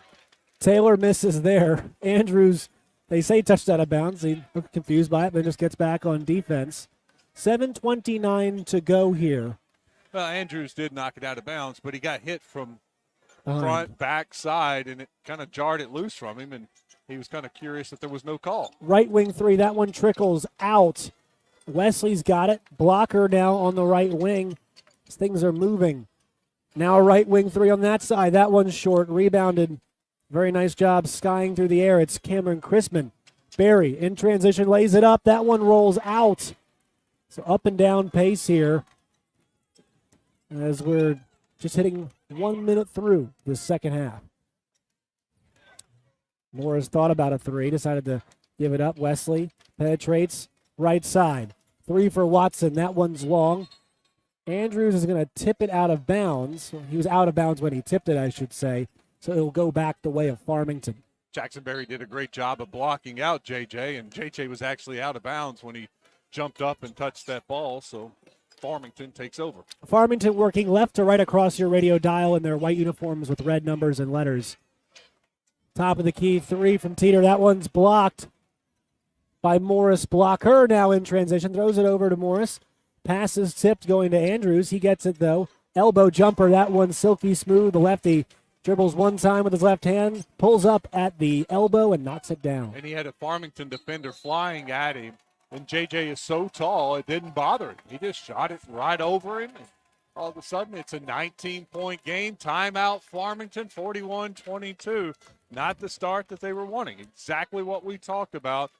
They needed to get off to a good start instead. It's Little Rock Christian with JJ driving, kicking, a three-pointer for his teammate. Then JJ drives, pulls up, knocks down the jumper at the free throw line.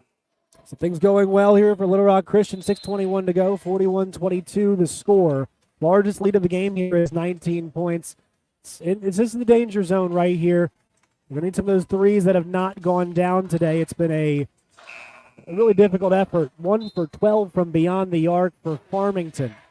Well, that's exactly what we were talking about. It's Little Rock Christian with the 5-0 run, so they have a 19-point lead. But if it had been Farmington that came out with the 5-0 run, all of a sudden you're looking at a 9-point game. Right. Taylor's got it now. He goes behind the back, gets in the lane, tries to dump it down low to Barry. It's knocked out of bounds by Little Rock Christian.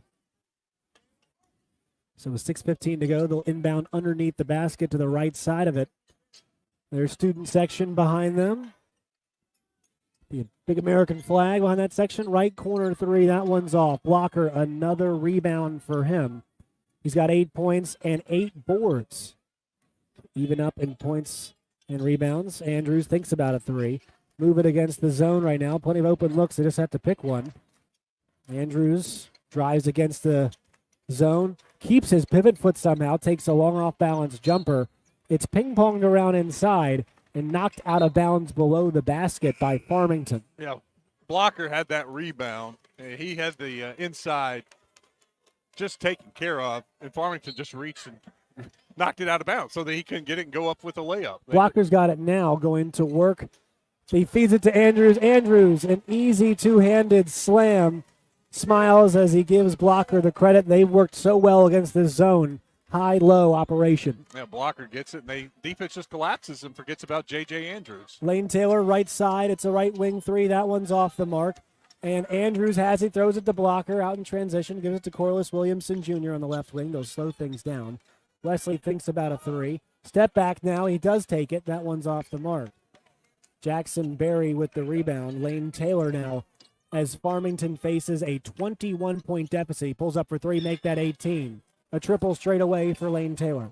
Yeah, Coach Pennington was wanting Little Rock Christian to run their offense, run a little clock. He was kind of disappointed in that last possession and the three that Wesley took, and he's not going to like that possession either because Blocker misses a baseline jumper. 5 minutes to go. Taylor, a straightaway three. Blocker missed a J on the other end.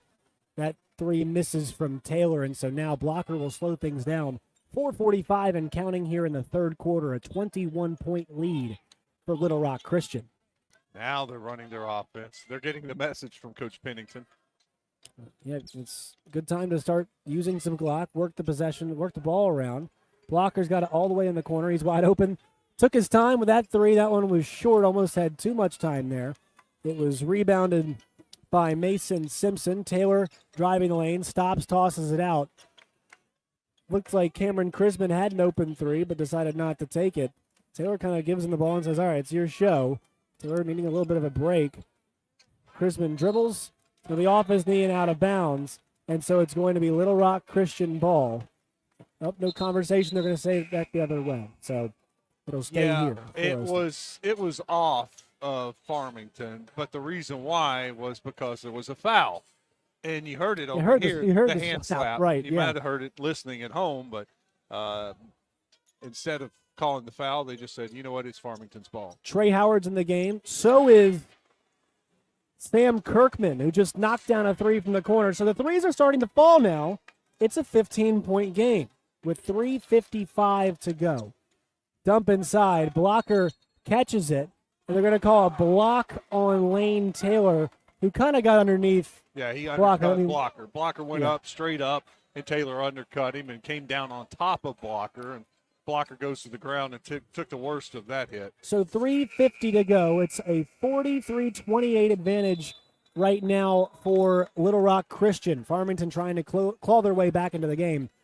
Back in a second. You're listening to the 2024 High School Basketball State Championships presented by Roller Funeral Homes on the Buzz Radio Network.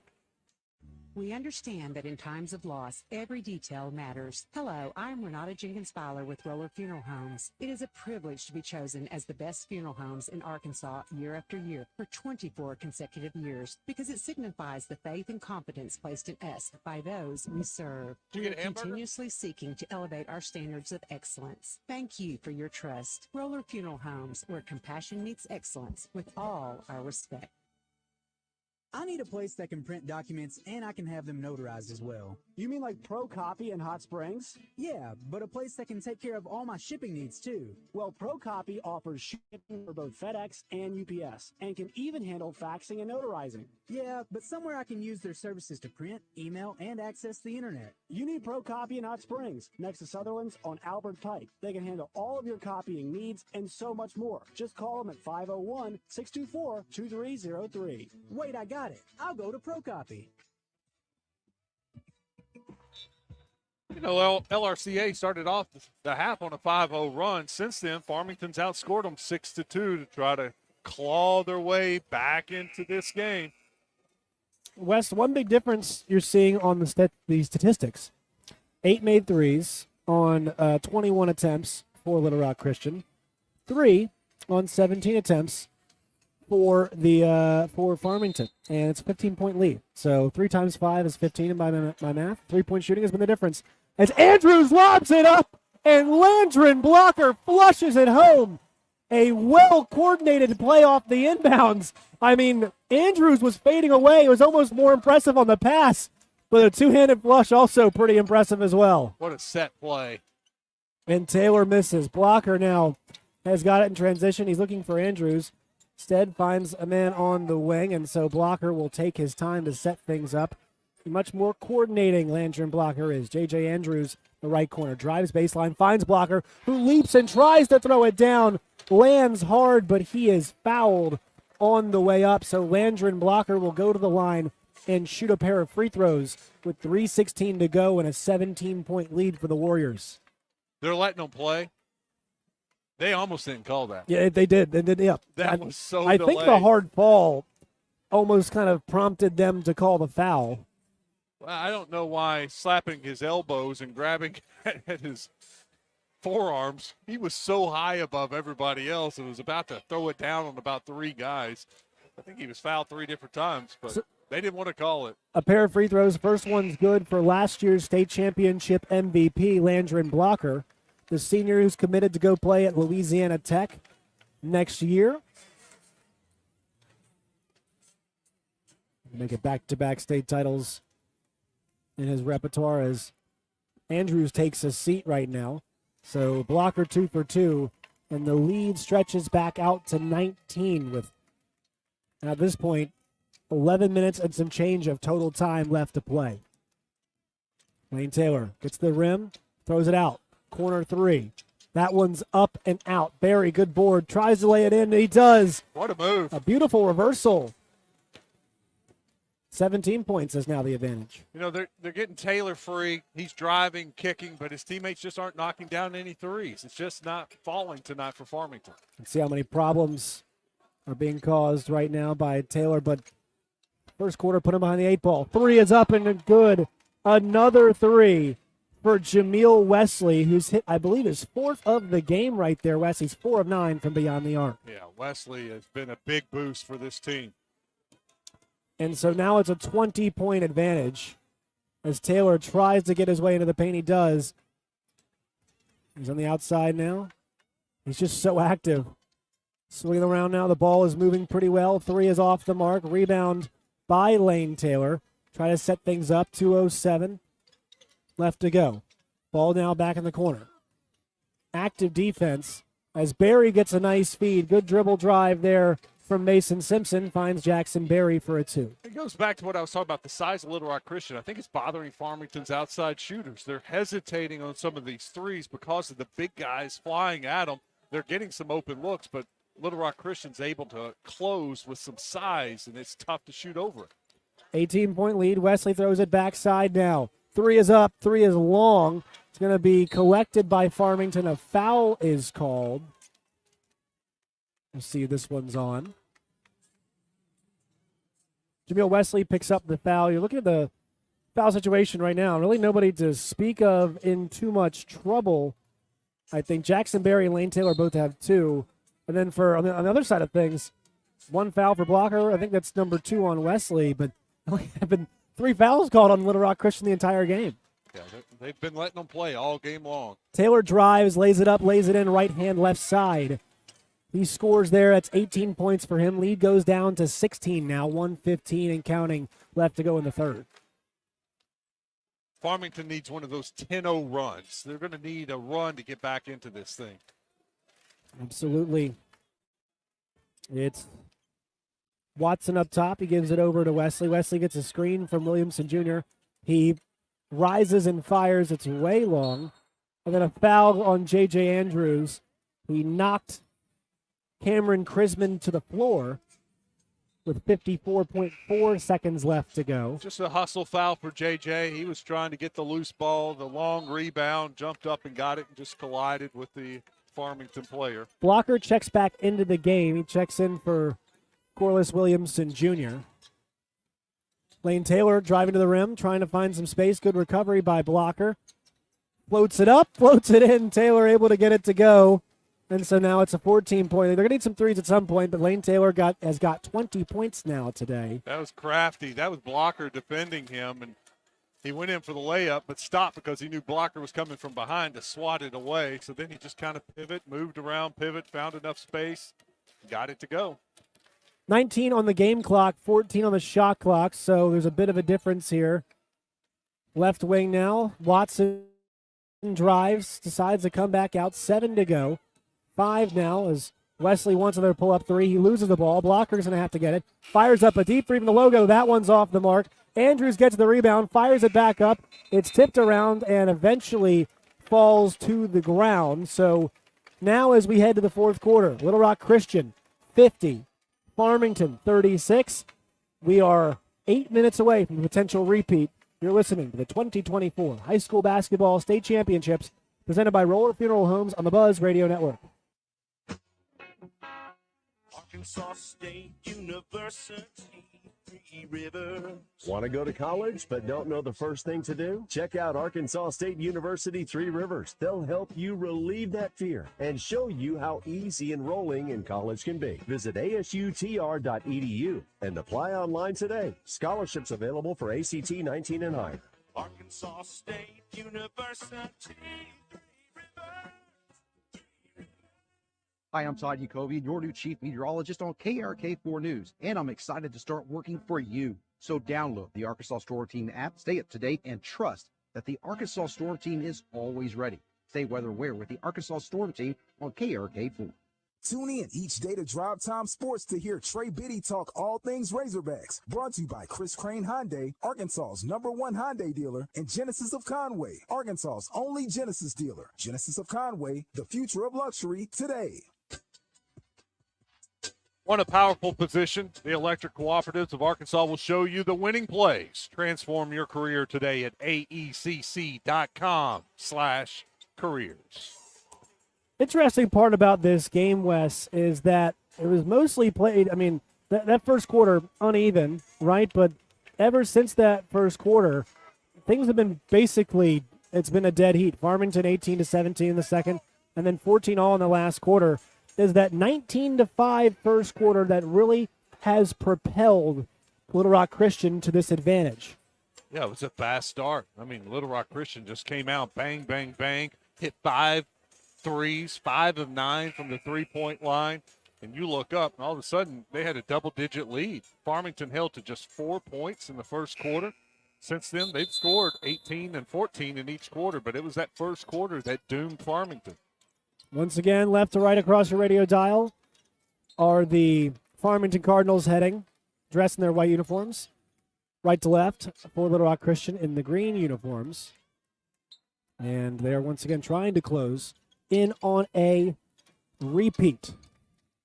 See if Lane Taylor and company have anything to say about that. Taylor checked by Blocker. Blocker telling Andrews to get out of the way so he can defend here. Taylor operating off the screens, got Wesley, pulls up, fires, and makes it right side. Got the matchup he wanted, then scored off of it. Yeah, got a screen, got the smaller defender on him, took him to the basket, stopped from about 5 feet, and banked it in. So leads back to 12 now. Andrews up top to Wesley. Zone coming out, extending a bit more. Trying to throw a lob over the top. Blocker's got it now left side.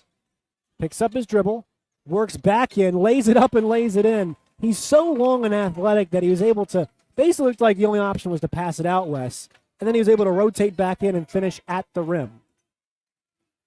And his size and his length. He's so long, he's able to get that in. Lane Taylor misses a three. J.J. Andrews has got it. 14-point lead. This is where, if you're Little Rock Christian, you could really bury them right here. Take care of the basketball, run a little time, get good quality shots. It's right wing. Calling for the Rock is Mitchell Morris. Wesley's got it way deep on a three. That one's long. And so Cameron Crisman collects. Lane Taylor's got him the other way. Right wing three. That one's long. They're going to need some of those to drop if they have a prayer at pulling off this comeback. Warriors need to attack the paint. They got to get inside. And just as you said it, Wes, a nice dribble drive from Tristan Watson, who was able to get Jackson Berry up in the air. And I don't think anything intentional about that foul. It was just a good move, and Berry has got that big body, so he really clubbed Watson. Watson got into the paint, and then he hesitated, gave the head fake, and Berry went flying. And unfortunately for Watson, he landed right on top of him.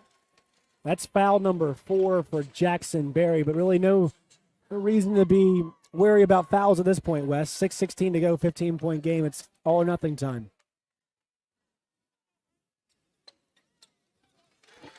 We'll talk to the MVP of the game afterwards, also the winning coach as well. It's a 16-point game as the second free throw is up and in. Defense shifting now for Little Rock Christian, a bit more of a half-court press. Lane Taylor makes the mid-range jumper. He's crafty, he's impressive. That pivot foot, getting the feet set. The puppy's in order, as Bill Raftery would say. 14-point advantage. Under 6 minutes to play here. Problem for them is defense, Wes. JJ inside.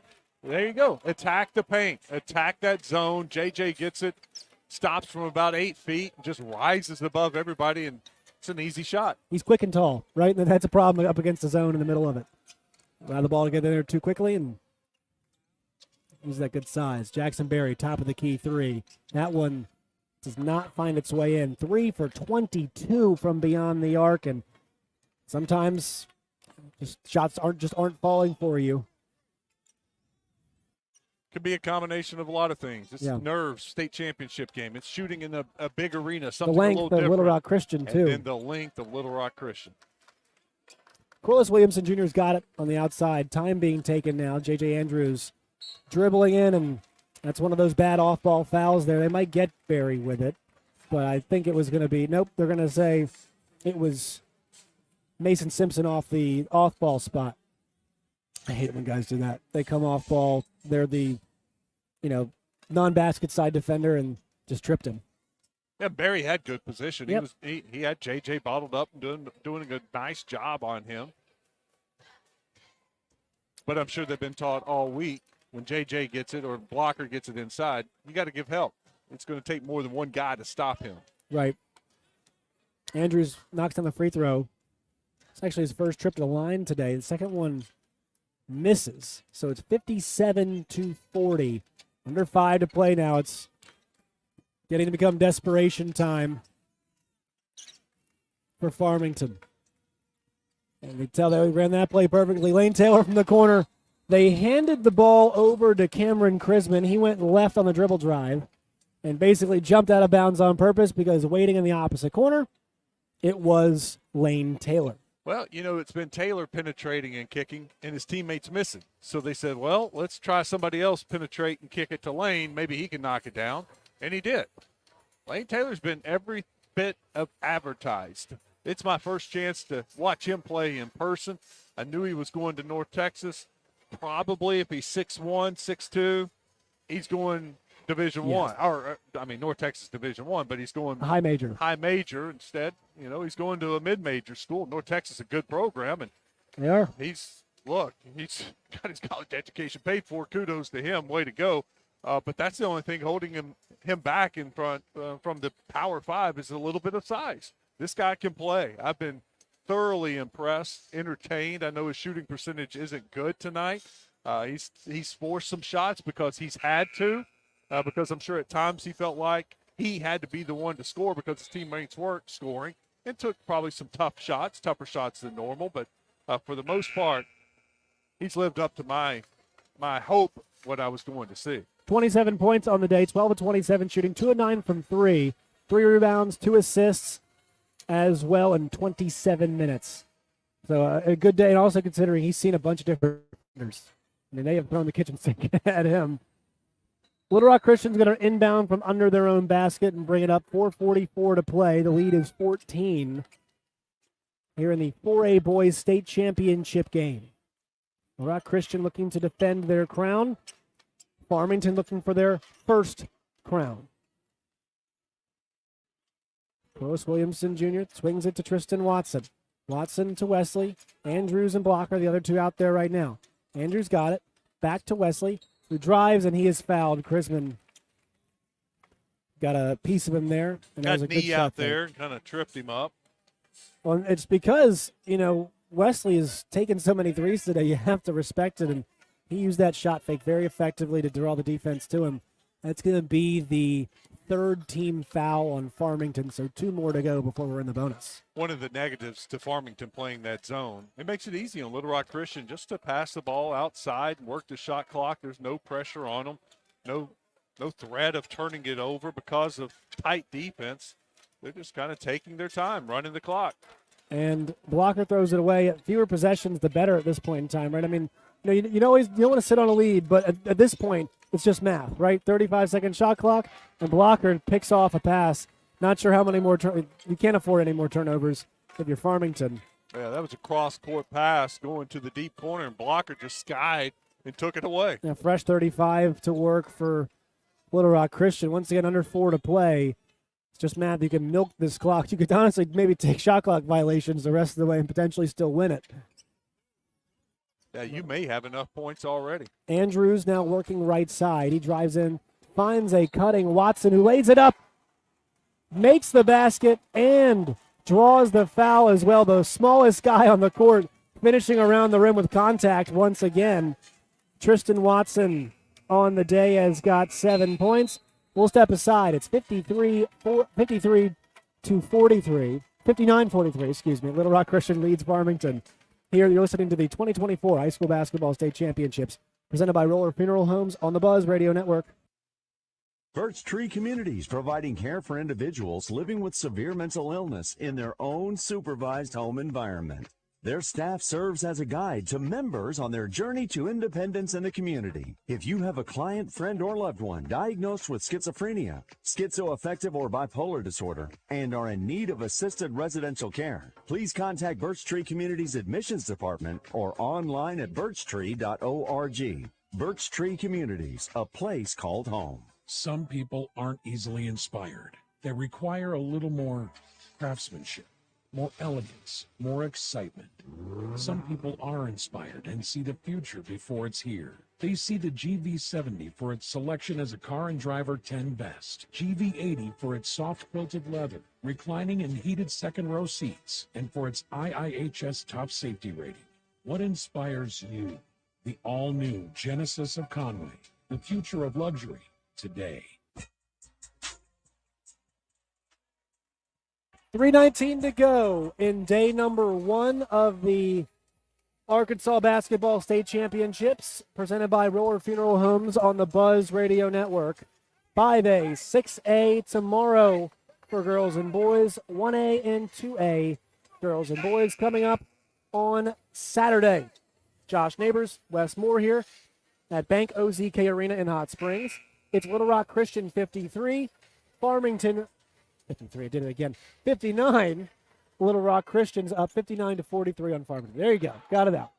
Missed free throw, though, and so in transition now, it's Lane Taylor setting things up. They've got to go. They got to go quickly. Any chance of erasing this deficit. Taylor in the lane, stops, pops, nails it, 29 for the senior guard. Just did a little fake pivot like he was going backwards and then just turned back around the other side, a little shoulder fake, and wide open from about 5 feet. Lead cut to 14. Once again, last 3 quarters, basically a dead heat. First quarter, not so much. The advantage is 14 right now. That's because of a 19-5 first period for Little Rock Christian. 2:40 to go in the game. 14-point lead once again. Blocker's got it right wing. Taylor shows some token pressure. They lob it up. Watson tries to lay it in but can't get it. Andrews gets it. He puts it back up, and he's able to float in the air and make it. This sophomore has got some serious game. How about the alley-oop to the smallest guy on the court, Tristan Watson? 3 scores. Andrews got 17 on 7 of 13 shooting. As a 3 is up from Taylor. That one's good. Lane Taylor has got 32 points. He hits his 3rd triple of the game. Too little, too late, it feels like. But 7 for 13 for Andrews. 5 for 12 for Wesley's got 14. 6 for 10 from Blocker. Those 3 have combined today for 45 points. And also they've shot the ball at a 50% clip. Lob is up. Barry tips it. It goes to Blocker. Taylor runs in and grabs the rebound. So here he goes, tries to split two defenders, able to do it. Lane Taylor from the corner. That's a three. He gets fouled by Corliss Williamson Jr., and so with 1:39 to go and trailing by 13, Lane Taylor's going to get a chance to add to his tally and cut into the deficit.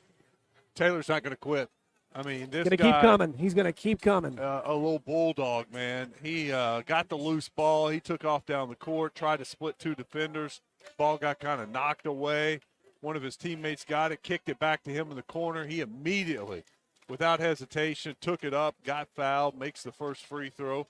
He's got a chance here with two free throws to make it a 10-point game. I know it's a minute and a half to go, but still, it's been very impressive to watch him down the stretch. It makes you think if he would have gotten off to a better start, or his teammate would have gotten off to a better start, or if he had any help whatsoever. I mean, they hit two threes. If they hit a couple more threes, it's a 5-point game. Like they're 5 of 24 from three, and he has got 3 of those threes.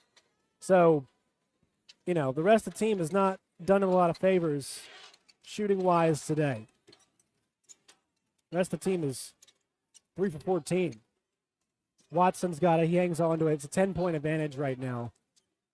1:27 to go. They're going to have to start trapping. They're going to start fouling. I just saw a coach looking over at his son. He was asking him who to foul, and he just told him and gave him number 10. And what happens? First time 10 touches it, goes over and fouls him intentionally. That'll send Little Rock Christian to the line. That'll be Tristan Watson going back to the free throw line. 4 on Lane Taylor. So Tristan Watson will head to the line, trying to extend what is currently a 10-point advantage. Number 10 can't add to the 10. And Coach Taylor making the right call there. Second free throw coming, 1:18 to go. 61-51 our score. Second free throw's up and in, so lead is now 11 with less than 80 seconds of total time left to go.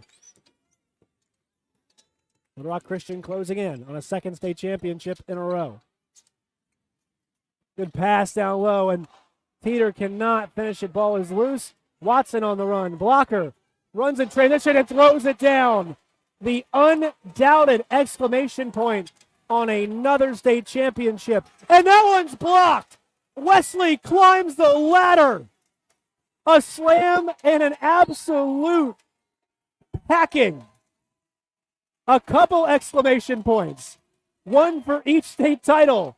2023 state champ is going to do it again. And Blocker and Wesley showing you why. Wesley is 6 foot. He just went up and swatted that attempt. His hand was above the rim. He was up so high, honestly, I did a double take. I thought it was JJ that blocked it. It was Wesley. I just looked it up. He is 6 foot tall. He went up and got that and tossed it. It looked like it might have been a dunk. He came from the right side. He came from the right side, Wesley. Blocked it on the left side of the basket as the free throw from J.J. Andrews is in. 18-7 for him right now today. Coming up on his average. What a shooting performance from Little Rock Christian. 51% from the floor, 35 from three. And still he shot the ball pretty well. 8 for 12, so 75% from the line. Basket's good. Foul there on Tristan Watson. And so now Taylor's got 40 seconds here, Wes. He might get a 40 piece. What's he up to now? 38 if he makes this. If he makes the free throw. Substitution as Corliss Williamson Jr. checks out, the senior. Obviously, we know the story with him, with his father. Famous dad. Corliss Williamson, though, getting himself a piece. In the house, sitting behind us. Gets himself two Coach pieces of hardware. Timberwolves, right? Yep. Assistant coach. Free throw was good by Taylor. So there's 38 now. It's a 11-point lead. We're going to foul Andrews with 39 seconds to go. I got 11-point lead. What did I say? 8. That's not correct. Yeah, you are right. Not sure why I said 8. Your math's not very good. No, I did go to Mizzou, so they didn't teach us. That explains everything. Yeah. Yep, they didn't teach us math in J school. Andrews, a chance to add to his total. He does the first free throw. And, I mean, the scary part for teams in the Arkansas 4A, Wes? Well, they get 2 more years of J.J. Andrews, just a sophomore. Up and in, he gets the 20-piece. Well, Little Rock Christian will be moving up Yeah, to that's 5A. right. Yeah, 5A, exactly. So After winning bad news for back-to-back them. championships, yeah. It was bad news for 4A. It's now bad news for 5A. Taylor drives, lays it up, lays it in. That's his 40.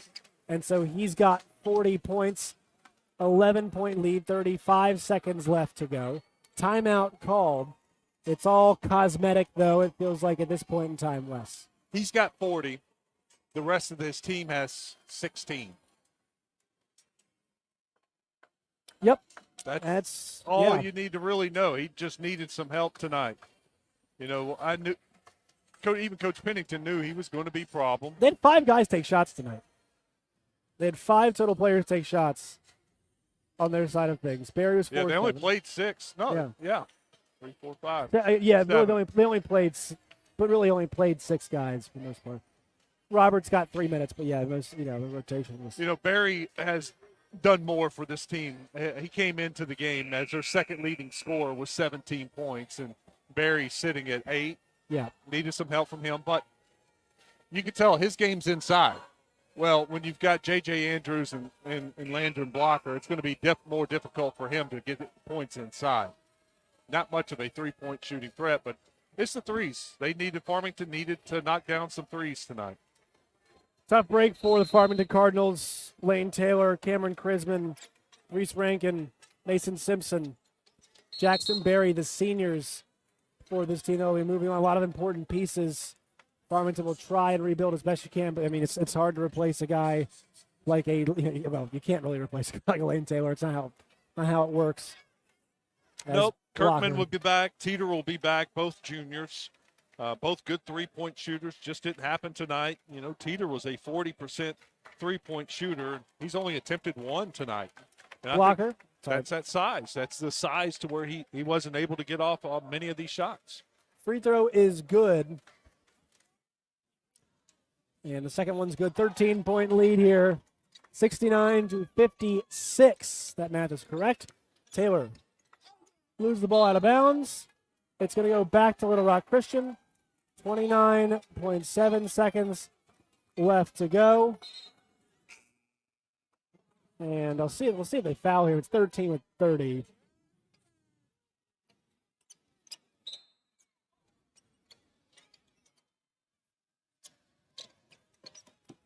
Picked off by Barry.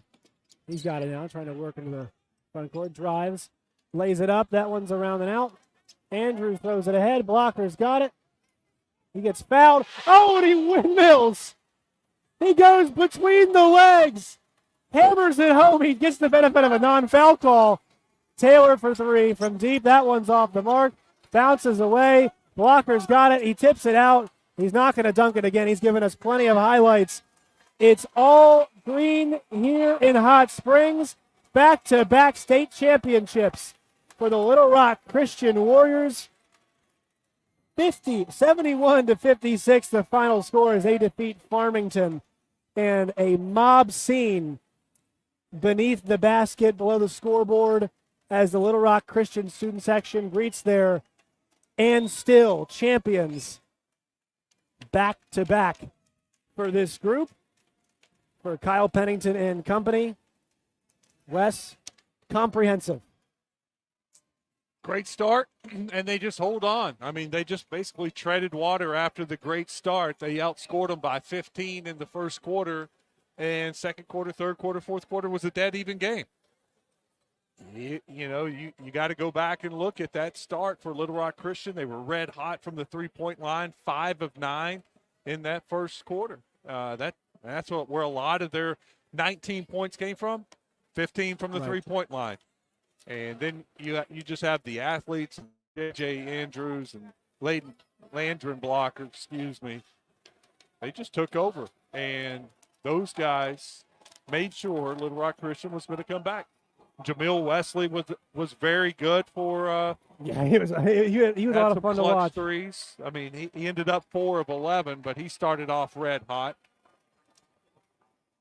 You look at the other totals, I mean, things are very similar. Points off turnovers, close. Points in the paint, very close.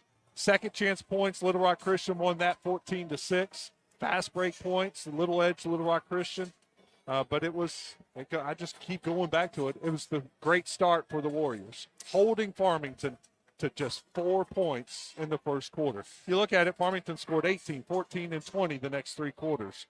4 in the first quarter. You can win these games in that first quarter. Sometimes it happens. All right, we'll step aside. We'll come back with the final numbers once again. We'll talk to the winning coach, Kyle Pennington, and the MVP. That's coming up. You're listening to the 2024 High School Basketball State Championships presented by Roller Funeral Homes on the Buzz Radio Network. The fine art of armchair quarterbacking. Can you dig it? Can you dig it? Can you dig it? 103.7 The Buzz. KABC.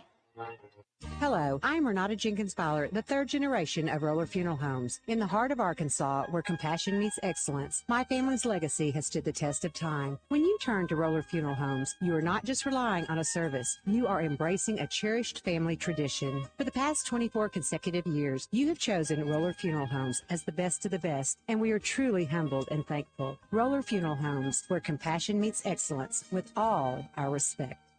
Companies are shifting their telephone systems to the cloud, and you should too. ESI eCloud PBX has everything you need. Features like work from anywhere, video calls, and advanced security tools make ESI eCloud PBX one of the best choices for any business. Opt out of the high cost of your traditional phone system and move to the cloud. Sign up for an online demo at nsgdv.com and get your system activated at no charge. Network services through.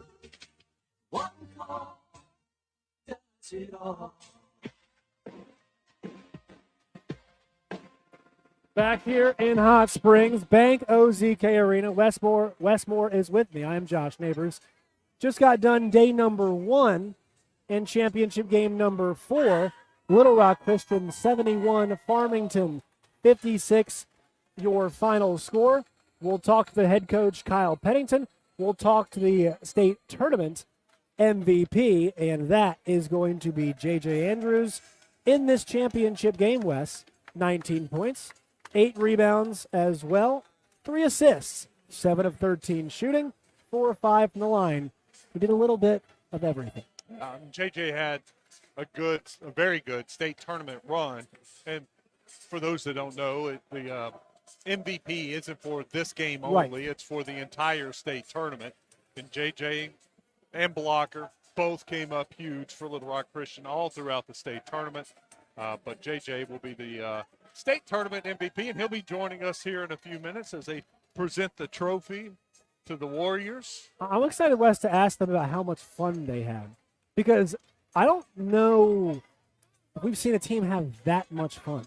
I mean, they, like, especially Andrews and Blocker. Those two guys were absolutely tremendous. Coach Pennington is joining us now. We'll do J.J. Andrews. JJ, congratulations, man. I want to tell you all this first. I have not seen a team have that much fun playing out here. You all were smiling, laughing, especially you and Landrum. How does it feel to go back-to-back and talk about how much fun you all have? Man, it's amazing. You know, Coach P, he always talks about, just play with a smile, have fun, be together, And, we came down here a day early. We had fun with each other, and the chemistry was great. So it all came together. Defensively, you held a good Farmington team to just 56 points. Taylor got his. Yes, sir. I think he had over 40. But it was the rest of its teammates. They only scored 16. Was that the plan? Let him get his and shut down everybody else? What were y'all trying to do defensively? Definitely. It was, we were going to have Lane, do what he does, and then we were going to just keep the other players, keep them away from Lane because they like to cut 45. They do 45 cuts, and then the shooters are in the corner. So we just let Lane do what he does, and then the defense worked out.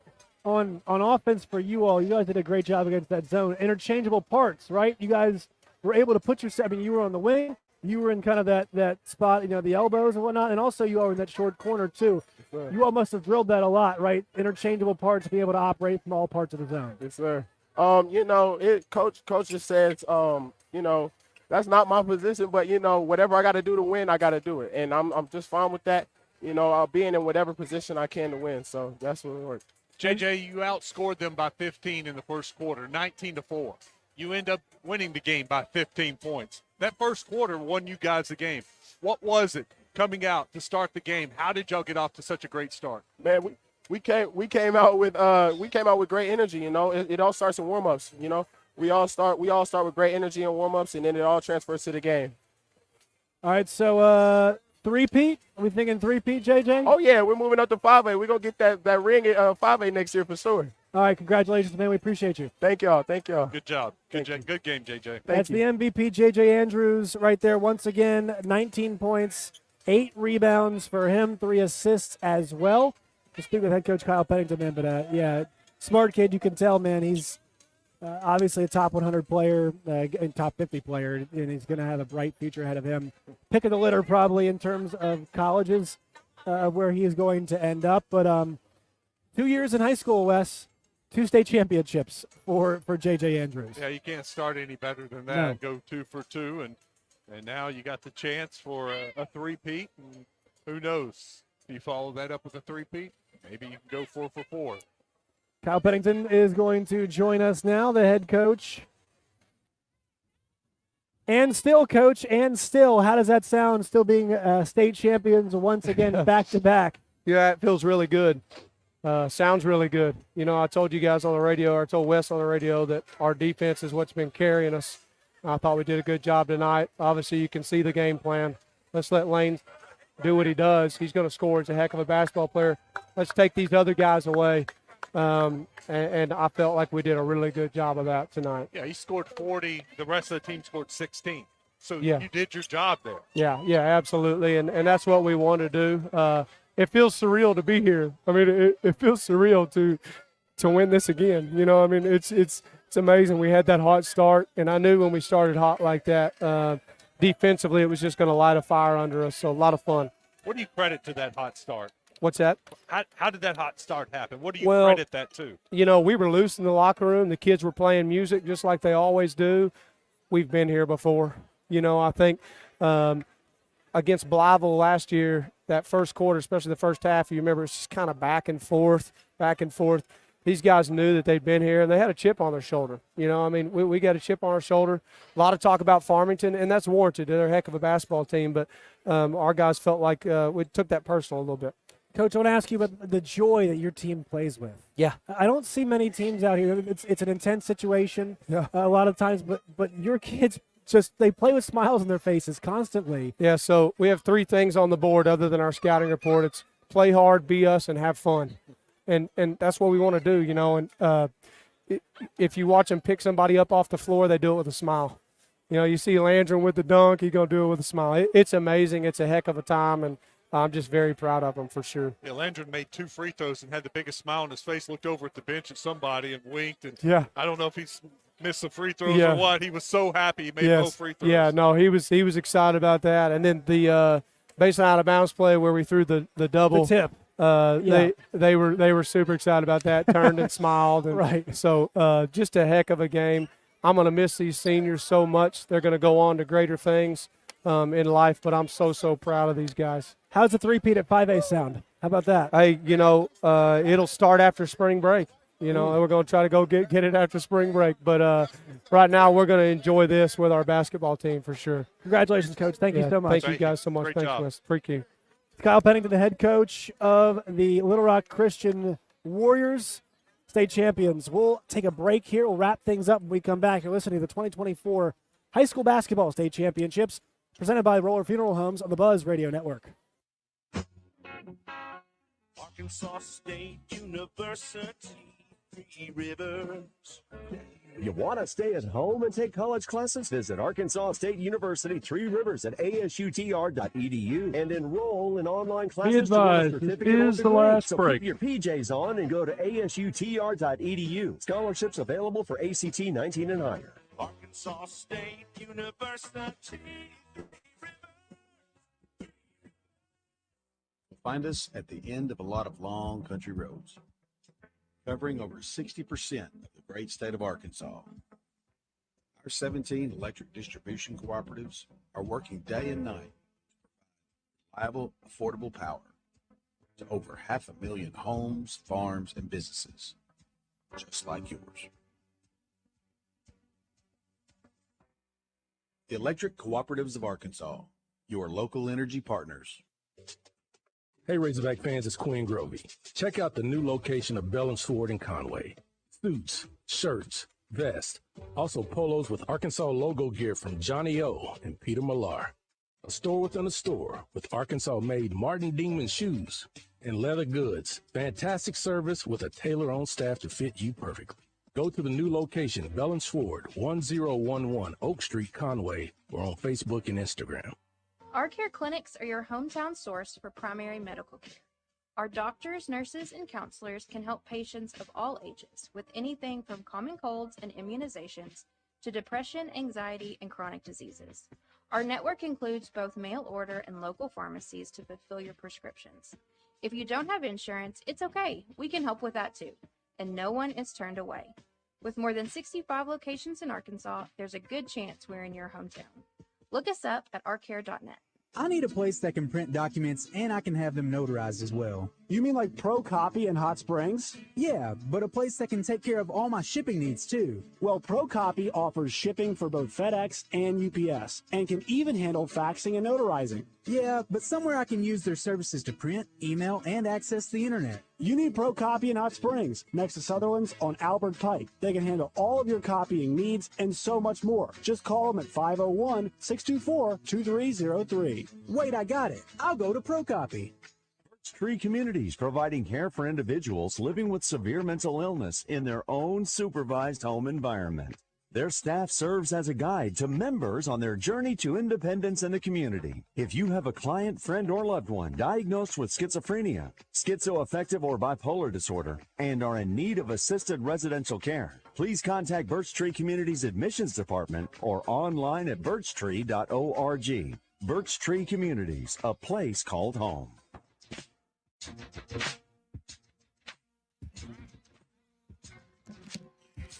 Wrapping it up at Banco ZK Arena. I'm Wes Moore. Glad you're with us. Little Rock Christian wins the 4A Boys State Championship. They go back to back. Coming up tomorrow, 4 more games, 4 more good ones. We'll have the 5A Girls Championship at noon. Valonia taking on Greenwood at 1:45. It'll be the Benton Panthers and the Pine Bluff Zebras matching up for the 3rd time this season. We'll take a little break, and then when we come back, the 6 o'clock Girls Championship, the 6A Girls Championship, and it is at 6 o'clock. Conway Wampus Cats, Little Rock Central Tigers, they're meeting for the 3rd time this season. And then we'll wrap it up tomorrow night, 7:45, with the 6A Boys Championship game. Bryant taking on Little Rock Central. And once again, it's the 3rd time they've met this season. So it'll be rematch Friday. I hope you can join us right here on the Buzz Radio Network. It's all brought to you by Roller Funeral Homes. That's going to do it for tonight. Thank you for listening, and we'll be back at it tomorrow at Banco ZK Arena.